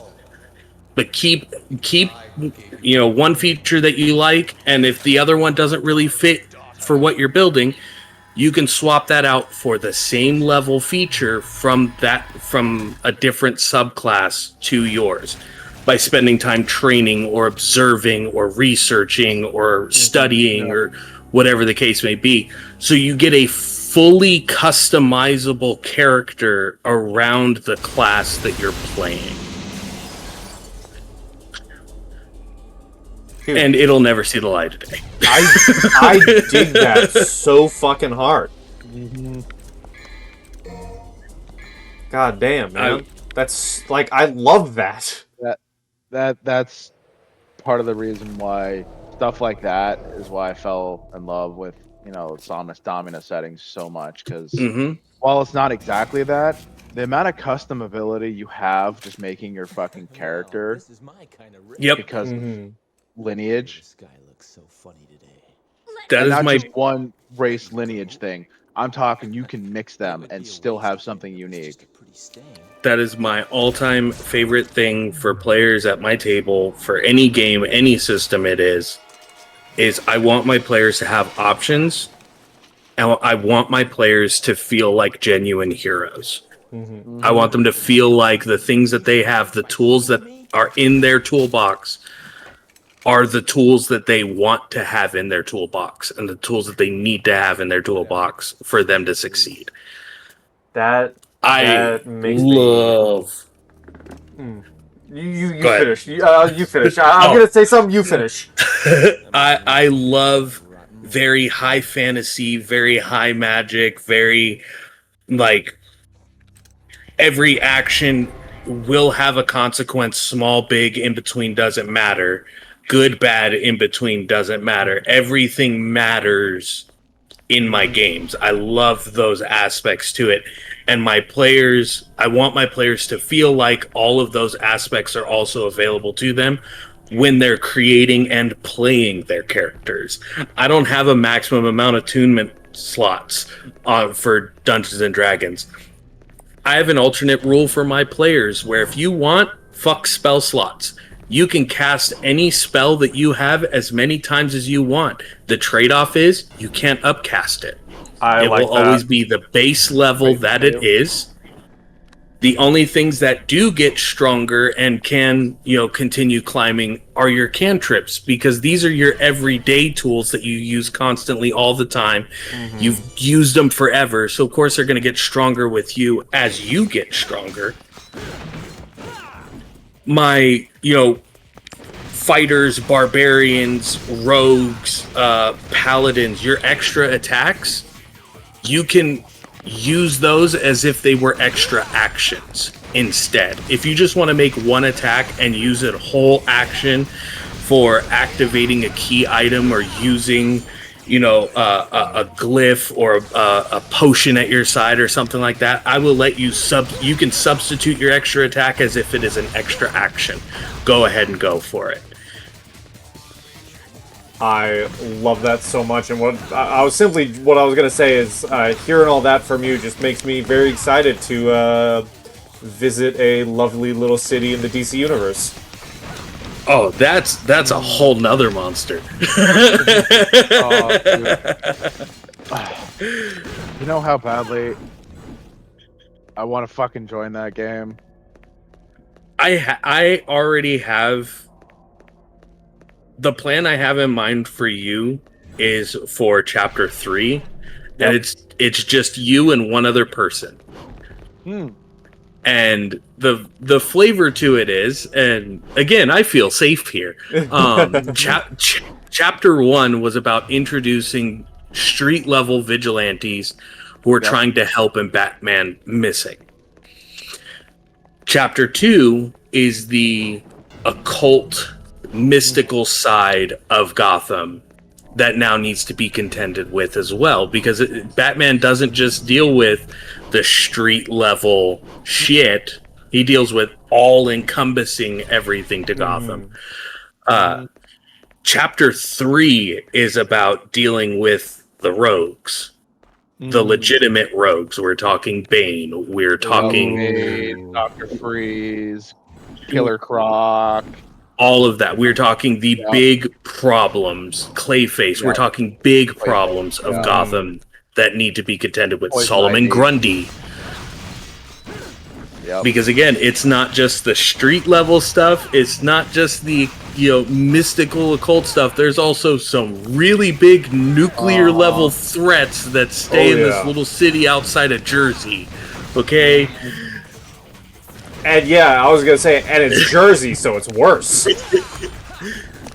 So chapter 3 is going to be a group of like a hero and a sidekick that are coming back to Gotham. They got their start in Gotham and went somewhere else, but hearing what was going on with Batman and being a part of the Justice League, whether they're, A squad, B squad, whatever, being a part of the Justice League, going, somebody needs to be back there who knows the city and knows how bad it is.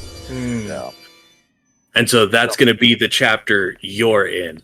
And the cast numbers, of course, decrease from chapter 1 having 4, chapter 2 having 3, chapter 3 having 2. Chapter 4 is going to be 1 episode with only 1 cast member, where it's going to be Bruce Wayne coming back. Ooh. To everything that's happened while he was gone. Oh, I'm so excited. Rallying the heroes who stepped up to watch over his city while he couldn't be there. Dude, I'm so excited. Yeah. You already know my character idea. I out of just curiosity, went through DC Wiki at one point, and I had discovered this one particular character, and that's just because I'm like, is there anything Nordic based in DC that actually has any focus on it at all?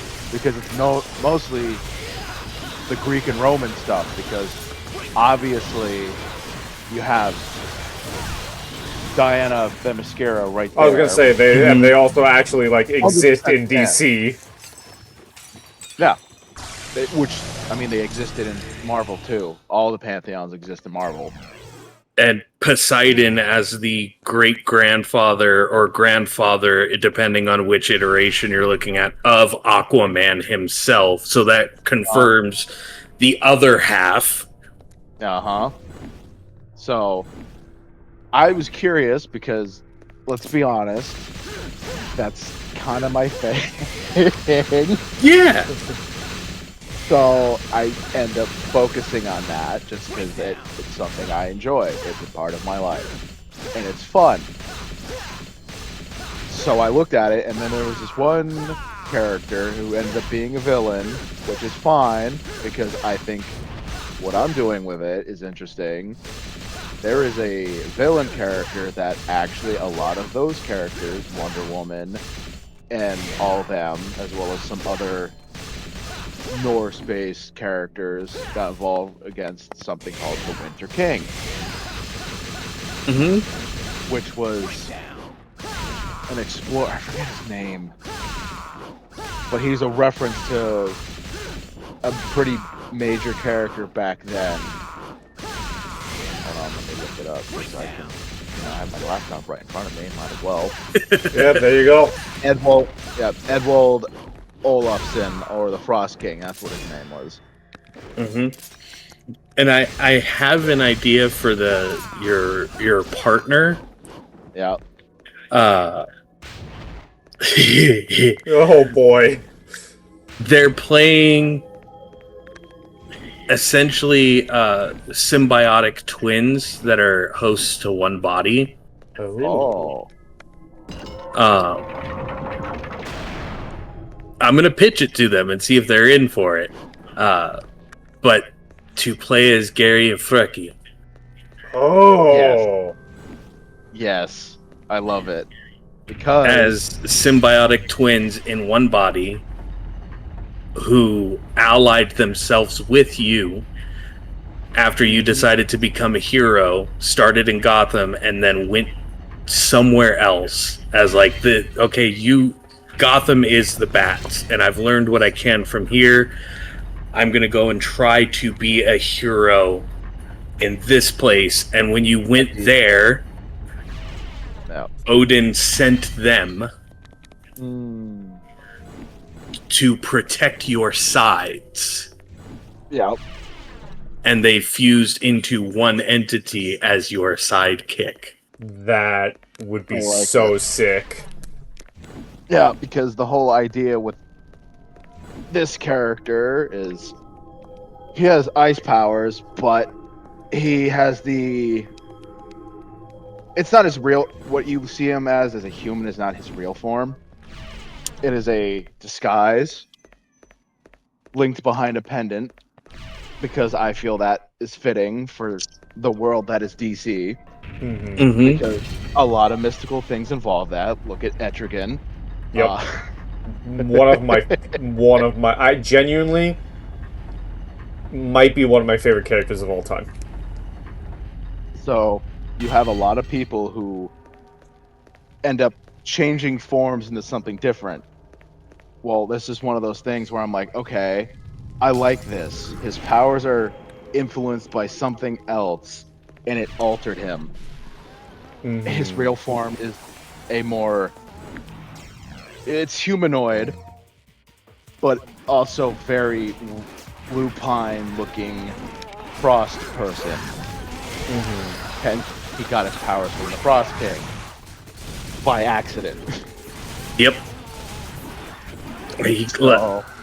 I like the idea of your character either coming across his belt,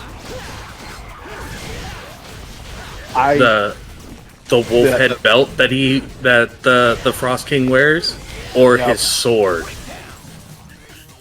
I think the belt might make sense, and I think so. My explanation for it was that he was just in Greenland with his father for whatever reason, just on one of his research things, because his father is big into that whole thing.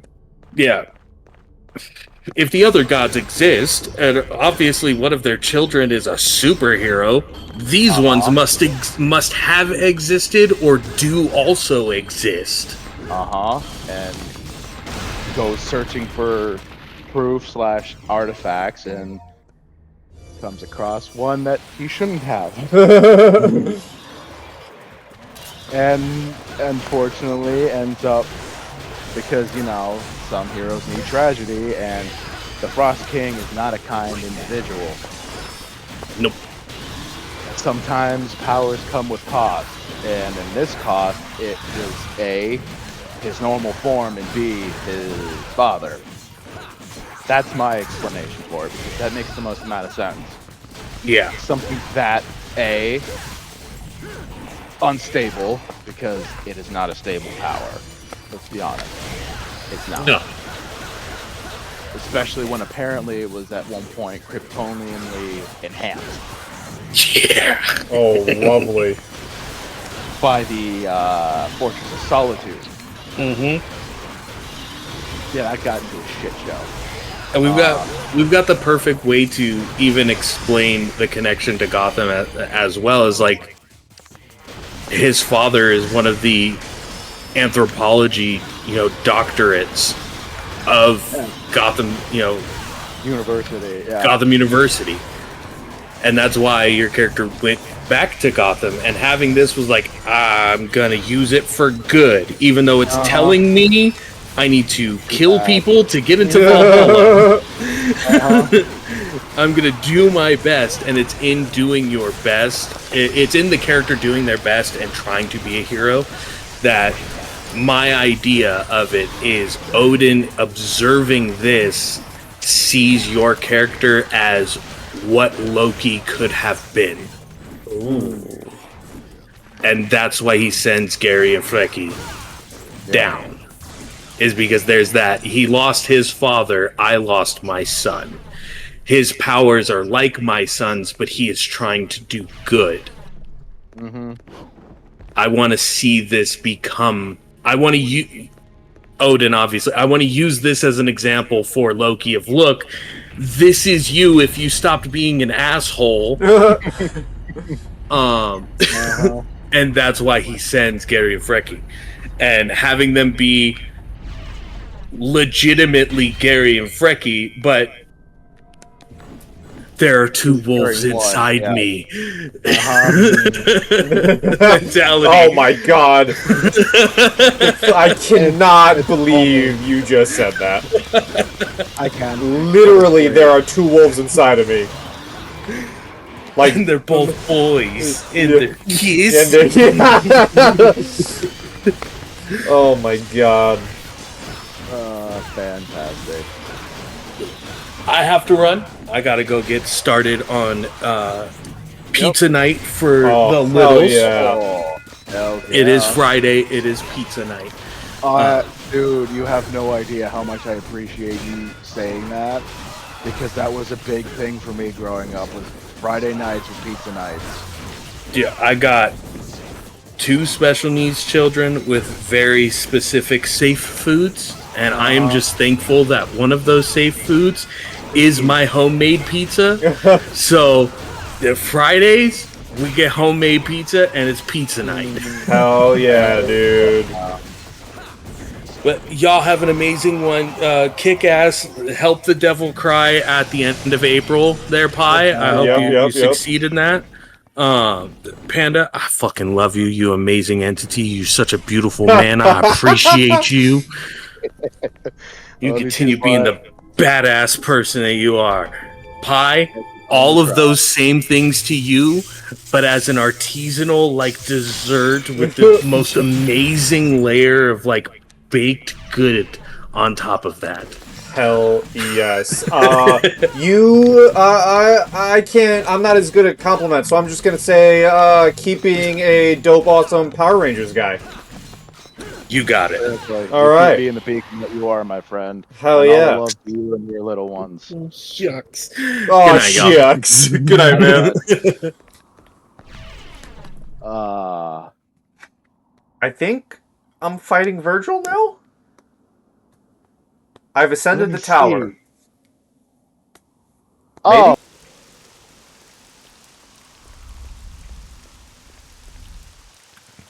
Cutscene. Okay, it's 5. Okay.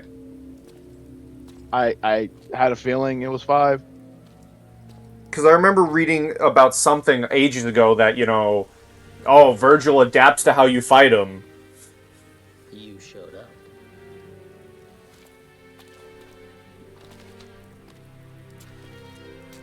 You sure know how to throw a party. No food, no drinks, and the only babe just left. I'm still just looking up real quick. I was so eager to Yes. couldn't concentrate on preparations for the Whatever.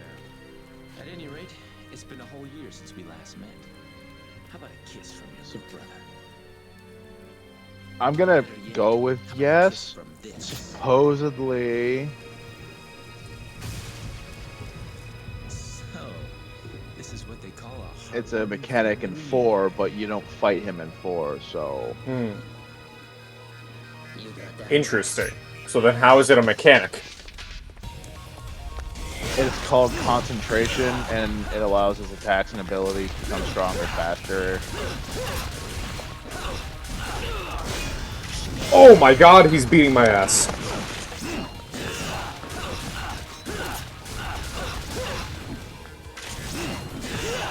Oh, good lord.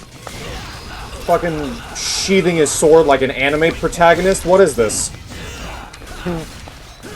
Virgil gives me big fucking anime vibes. What, Virgil? Yeah. I mean, they both do.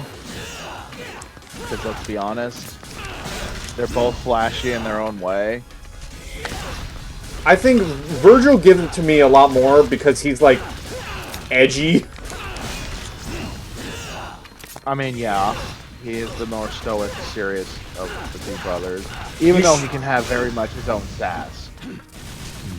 You sure Filthyarn isn't Virgil? Yes, I'm very sure. Okay. Well, if anything, these days I wouldn't compare him to Dante, because Sad Boy Dante exists. He doesn't have that personality for very long in the series, but he exists. And you'll meet him. I love how the trophy for beating Virgil isn't defeat Virgil, it's survive an encounter with Virgil. Uh-huh. He was kicking my ass at first, but once I got the hang of it, once I realized he parries your attack and you can easily dodge it, that wasn't that bad. Yep. No, the choreography of these fights are always so fucking awesome. Yeah, they are. These cutscenes, dude. The actual fight itself. Why do you refuse to gain power? The power of our father Spark. That's why I fell in love with this fucking game series so bad. I don't have a Because originally I got turned on to it by somebody I went to school with. I think it was actually in high school. Either 8th grade or high school, but somebody told me about the game series and got me interested. So I naturally bugged my mother to let me play the game. Because back when FIE was still a thing. Yeah, I'm dating myself. But back when that was still a thing, there was a mall down in Connecticut that we went to for whatever reason, and I happened to go into the FYE, and I saw behind the thing that they had the original 3-pack release of Devil May Cry, Devil May Cry 2, Devil May Cry 3 Special Edition. And I had asked my mother if I could get the games, and she allowed me. And the second I went home, we got home, I went downstairs, I started up my PlayStation 2, I put in the first disc in for the first game, and I sat there and I played the entire fucking game in 4 hours. Damn. Because since it's not like these days where we have internal storage devices in our systems, the PlayStation and the PlayStation 2 required an external memory card. And if you didn't have a memory card, and if you didn't have a memory card or a functional memory card, because I had the memory card, it just didn't function. You just had to do it in You one could not go. save. Yeah, you could not save. So you had one of two options. You could either leave the motherfucker running and pray nobody turns it off on you, which I couldn't guarantee that, because I think before we got the DVD player, my father liked to try to use it as a DVD player or play some of his own games. So, or just he might have seen it was still running for whatever reason. He might turn it off on me, and I'd lose all my progress. Didn't want to do that. Or, like you said, try to play it and beat it in one sitting. Well, that was me. Because I knew I couldn't fucking save it. And I wanted to beat the game. And this was before getting achievements and rewards was a thing. Your reward was beating the fucking game. Yeah. You go. Something in my young teenage ass locked the fuck in. And I played and beat it in 4 hours. Dude. And there was only 2 difficulties in that game, normal and hard. I think there's more, but I only knew about those 2. I played it on normal, but normal is not exactly forgiving. So yeah, I played it straight through. From 8 that evening to midnight. I've known about Devil May Cry for a while, because if you're on the internet, you're gonna run across Devil May Cry at some point. You're gonna come across memes. Yeah, so I've known about Devil May Cry. I've known about its existence, but I never really thought about playing them until joining Blood and Cinders with all the references, and then they went on sale, and I was like, alright, well, I might as well just buy the games and see what everyone's talking about. Yeah, you came in just at the time where it was a perfect storm of, because, funny enough, we mentioned Nat 19 and Logan Laidlaw, the one who created the setting that Blood and Cinders was in. They had also run a legitimate Devil May Cry based game called Devils Might Surrender. I've seen on their YouTube. It was a great series. I love it so fucking much. Even Ark and Javante will tell you it is worth watching. It is fantastic. But during that time, this is around the time where he was still going through his original iterations of the Sword Saint. Because originally it wasn't even a class. One of the subclasses for Sword Saint was a subclass of fighter. Oh. Yeah. The Way of Blue Metal, which is a subclass of Sword Saint, was actually a fighter class for one of the characters. Oh, Panda, I could cry tears of joy, dude. These cutscenes are so much better than the second game. I'm actually getting content. This is actually so beautiful. And Dante speaks in them, too. Sorry to cut you off about the subclass, but I just gotta say, this cutscene I just watched, oh my god, beautiful.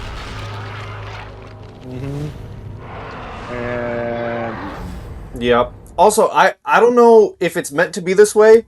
I'm getting very heavy, like compared to the previous games, Devil May Cry 3 is giving me very heavy, like, oh shit, this is like, kind of like Christianity and shit, like the Tower of Babel, the fucking Leviathan, like... I'm sure there are references and not so subtle comparisons, because, I mean, there's a literal hell reference, and a lot of the enemies in this are based off the 7 sins. In fact, each one is named after a sin. Oh. Because there are sloth, there's lust, there's pride ones, there's... I forget what else. If you look at... Actually, once this cutscene ends, I forget which button it is. It's either left directional or down. It'll bring up an actual menu. Oh yeah, enemies. Pride, wrath, sloth, greed, gluttony, lust. Yep. Okay, I dig that. That's cool. So it's very much like... I think very much that they're making those references, which is fine. I mean, you have devils and demons and all that shit involved. It's not that much of a stretch that you're gonna involve those Yeah, references. and invoke the. It feels weird to say lore for a real world religion, but I think that's the correct word anyways. You know, invoke the lore of Christianity in your game that has devils and demons. I usually use the term stories when referring to my own faith. Yeah, that's probably people better. Use for mythologies. I kind of feel that's insulting for people who are believers in those faiths, pagans or whatever you want to call them, or just in general. Because you're told them as stories. You're not told them as, oh, so and so believes this happens or was told this happens. You read them as stories to give you ideas of the figures that you have faith in. Where do you stand? So this is it's so weird to say a theory for like religion and shit, and beliefs. But I've always thought that, and it's one of the reasons why I don't directly, I'm not directly a religious person, is because I believe in stuff, right? Like I fully believe in something, but I like my entire family is Christian or Catholic or one of the two. I always get confused. One of the two. I'm not, right? Like I don't really believe in Jesus It's or called God. being, if you believe there is something, but not necessarily those religions, it's called being agnostic. Well, here's the thing, right? I don't directly believe in one thing because I believe in many things. Like I believe that, and this is So, where the question is, like, what are your thoughts on this? I believe that, the stories of, like, I don't think, I still call it mythology, but, like, I don't think, the Norse gods or the Greek gods or the Roman gods, like, I don't think they're just myth. I think very well, the Romans, the Greeks, uh, Vikings or whatever, people from ancient Finland or whatever. I fully believe that, Scandinavians. yeah, Scandinavians, like, yes, these gods were their gods. They existed. But I believe that it evolved. Like, if Scandinavians came first, Odin, Freya, all these old, Norse gods, I think eventually through time, Odin evolved into being Zeus. Zeus evolved into being, Jesus Christ. I don't think it's one thing, but I think it's many things that have just simply changed their story and evolved throughout history.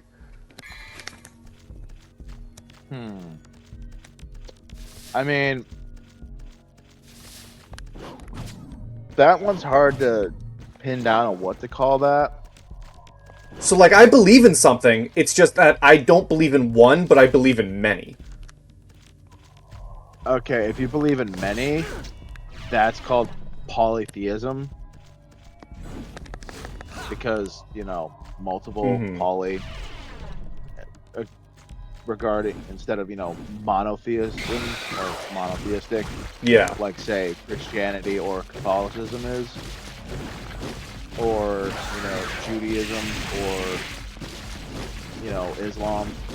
Those are all monotheistic. Anything with more than one deity and a pantheon is polytheistic. Some of them also, some people call them, what's the term? Something pagan. Eclectic pagan, Okay. where you believe in all of them from different pantheons instead of just focusing on a single pantheon. If that makes sense. Yeah. And, like, that's kind of where I stand. Like, I don't believe that, like... So, like, I don't believe in... Like, I don't... Yeah, like, I believe in all of it, but, like, I don't believe, like, there's directly, like, Jesus Christ and God. I believe there's something, but I also, like...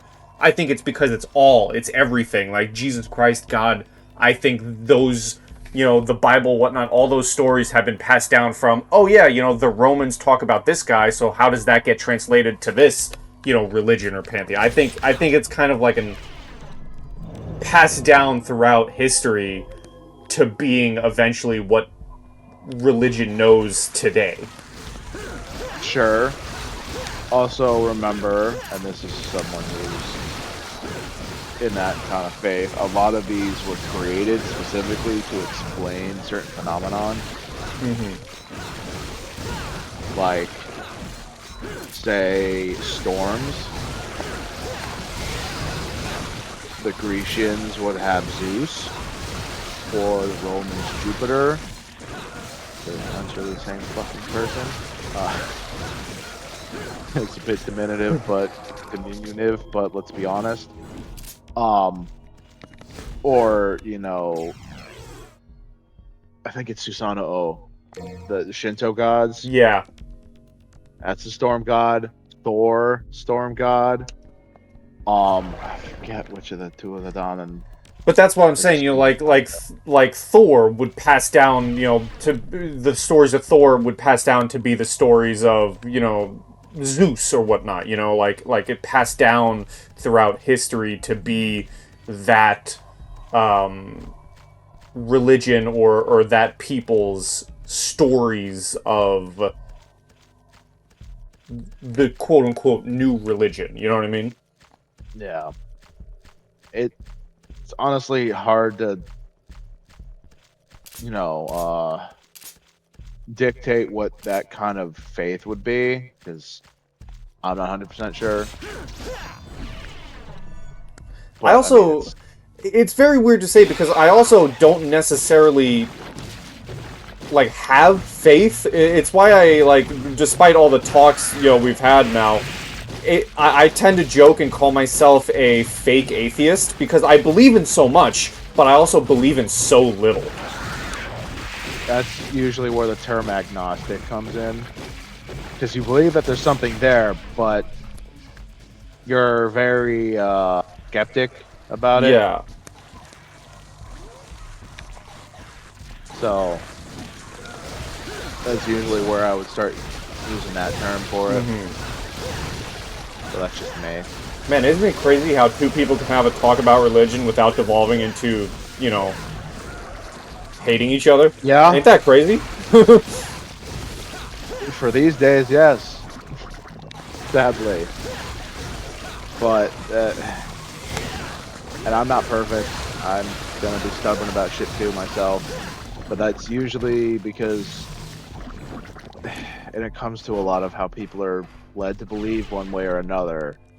And it's not all of them, because saying all of them or most of them seems very, I don't even know, rude, or how else would I put this? Offensive? I guess. Too all-encompassing for what it really should be. But there are individuals who are raised in a certain way that if you start questioning the other person's belief of whether or not it's real or whatever, they are taught and shown that it should be taken as a act of offense or a personal attack, instead of calmly having a discussion and understanding each other's points of view. Which is very disappointing, but that is how it is. Yeah. Because, again, probably not being fair in the statement, and I'm probably, I don't know what, my brain wants to use a word, but it can't seem to remember it. Very all-encompassing when it shouldn't be. That a lot of Christians, I guess, that's what a lot of the examples are, or a lot of the ones that I could think of are, ends up being is certain Christian groups who get very uppity once you start questioning their faith. Oh yeah. and it's really disappointing. I mean, shit. Go have a conversation with the, you know, what is it? The West Baptist something church? Borough Baptist Church. Yeah. Go have a conversation with those guys. Say anything bad about their religion. They'll, you know, shit, you know? I haven't heard much about them picketing things much anymore, but I think also they've learned. I shouldn't say they've learned. I doubt they did. No, they fucking haven't learned shit. Yeah. I know that they had, for the longest time, started doing picketing outside of things like cons or anything else, bitching about, you know, people's disregard for certain things. Yep.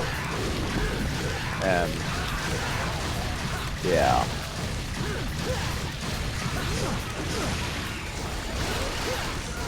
With this. This, the fight I'm currently doing, not that bad. No, it just gets a little annoying sometimes.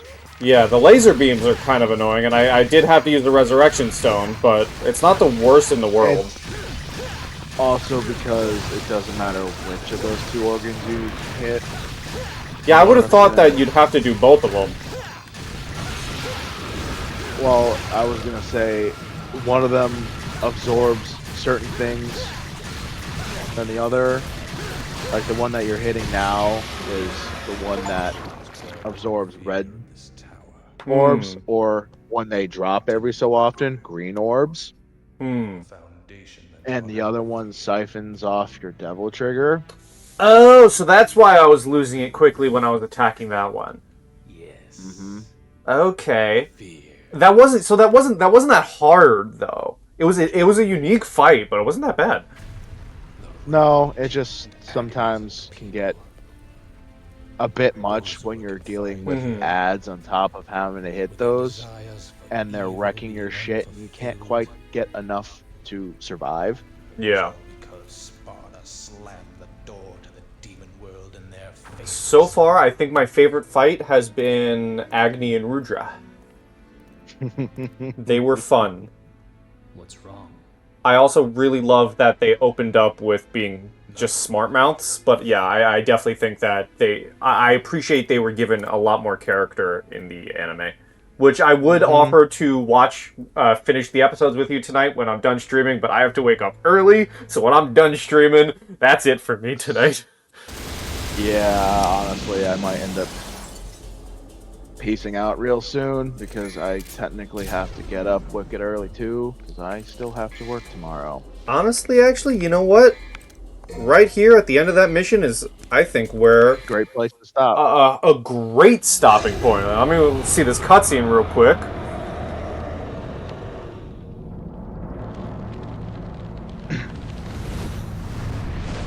Now, pay real close attention. No, that's usually how these fights end up. They're not. Pay close attention. Inconsequential. So, remember how I made the reference that you'll find numbers around? Yeah. Yeah, let's see if you can't spot what mission number this is based off of where it might be. Sometimes they're really obvious, other times they're a bit hidden. More subtle is what I would call it, because they're not 100% hidden, but sometimes they're easy to miss if you're not paying attention. So this is the next stage. Wait! If you're asking for a date, forget it. Because I make it a point not to go out with women who shoot me in the head. Date a demon? I'm not that desperate. Besides, I really don't care for guys who stink like blood.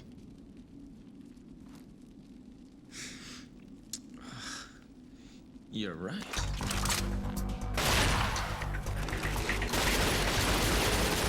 Oh, these cutscenes are so good. What's your name? I don't have a name. Okay. Then what should I call you? I don't care. Whatever you want. Whatever, lady. That's really how she gets her name. I'll leave this to you, Uh because huh. I don't want to miss the party.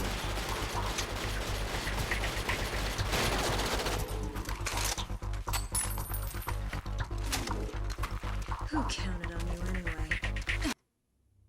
Was the fucking mission number on the bullet? I think so. Yep. All right, I'm On the bullet gonna casing. I'm gonna hit mission That was start, and then I'm gonna save and because I appreciate that this game has mid-level saving. hmm also, if you looked at the back of that casing real closely, it said 9mm Lucia, Oh, as in a reference to a certain character. a certain character who had no business whatsoever existing, because why would I ever play as that character when I can play as Dante? Sadly, yeah. uh, I'm sure if the game was actually made properly, it would have been interesting, but unfortunately, Mm-hmm. not the case. Okay, so my lovely, lovely stream. This has been Devil May Cry 3. I've been your lovely host, Pie Guy. I'm gonna unplug my controller now, and while I do that, Panda, I'm gonna pull Javante. Panda, tell the internet who you are and what you do. Hi, I'm Red Panda Cola. You can find me hanging around the internet, whether it's over as a moderator for a stream called Playotic Games, who are a TTRPG game actual play group. Just today, they had one of our members, Kaylee, run their first game as a DM for the first time on stream. So, sure, that was play chaotic as hell or playotic. Uh Good one. Also currently on Tuesdays they run a Strahd game. However, it's a bit different. Do you like the 80s? Did you enjoy movies like The Lost Boys? Well, how about Strahd set in the 80s? That's Join that's them that's such a at good concept. yeah, 6:30 Eastern time for on every Tuesday until it ends for them to play Strahd, the Curse of Strahd game set in the 80s, where a bunch of kids of varying races are being hunted down by a version of Strahd that's essentially like a hair metal version of him. I need to watch this. It's hilarious. And otherwise, if I'm not hanging around here every so often, because I'll probably be hanging around more often, uh, you'll probably find me hanging out with our other buddy who showed up earlier, Arclight Court, on his channels, playing stuff like Marvel Rivals or other stories that might be coming up in the future. Ooh. Um, Otherwise, you'll find me majority of the time on Eclipse 613, either on our I shouldn't say main games because that seems wrong, but on both games actually that we run on subsequent Thursdays, alternating.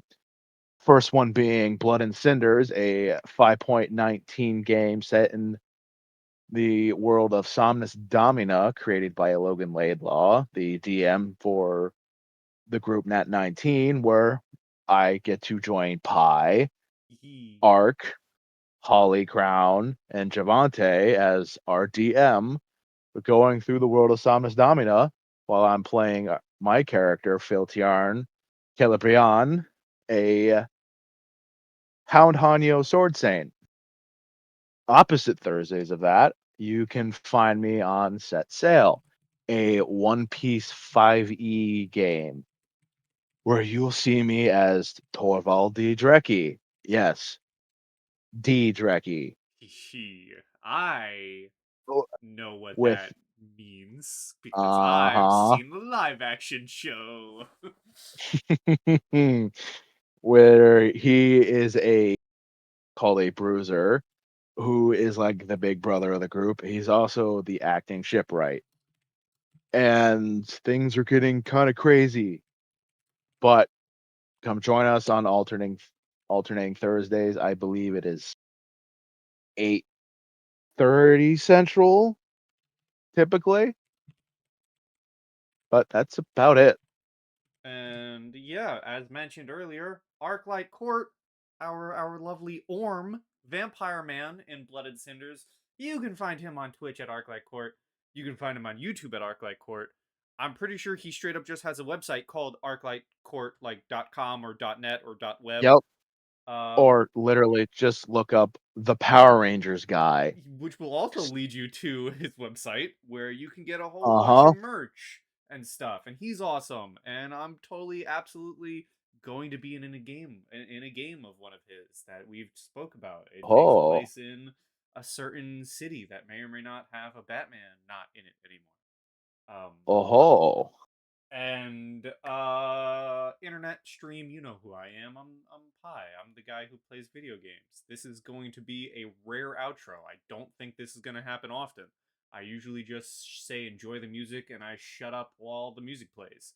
So I've been Pi Guy, and we're gonna go to the ending screen, the ending soon screen, which is what I should have had it on in the first place. And now I'm gonna shut up and say enjoy the music.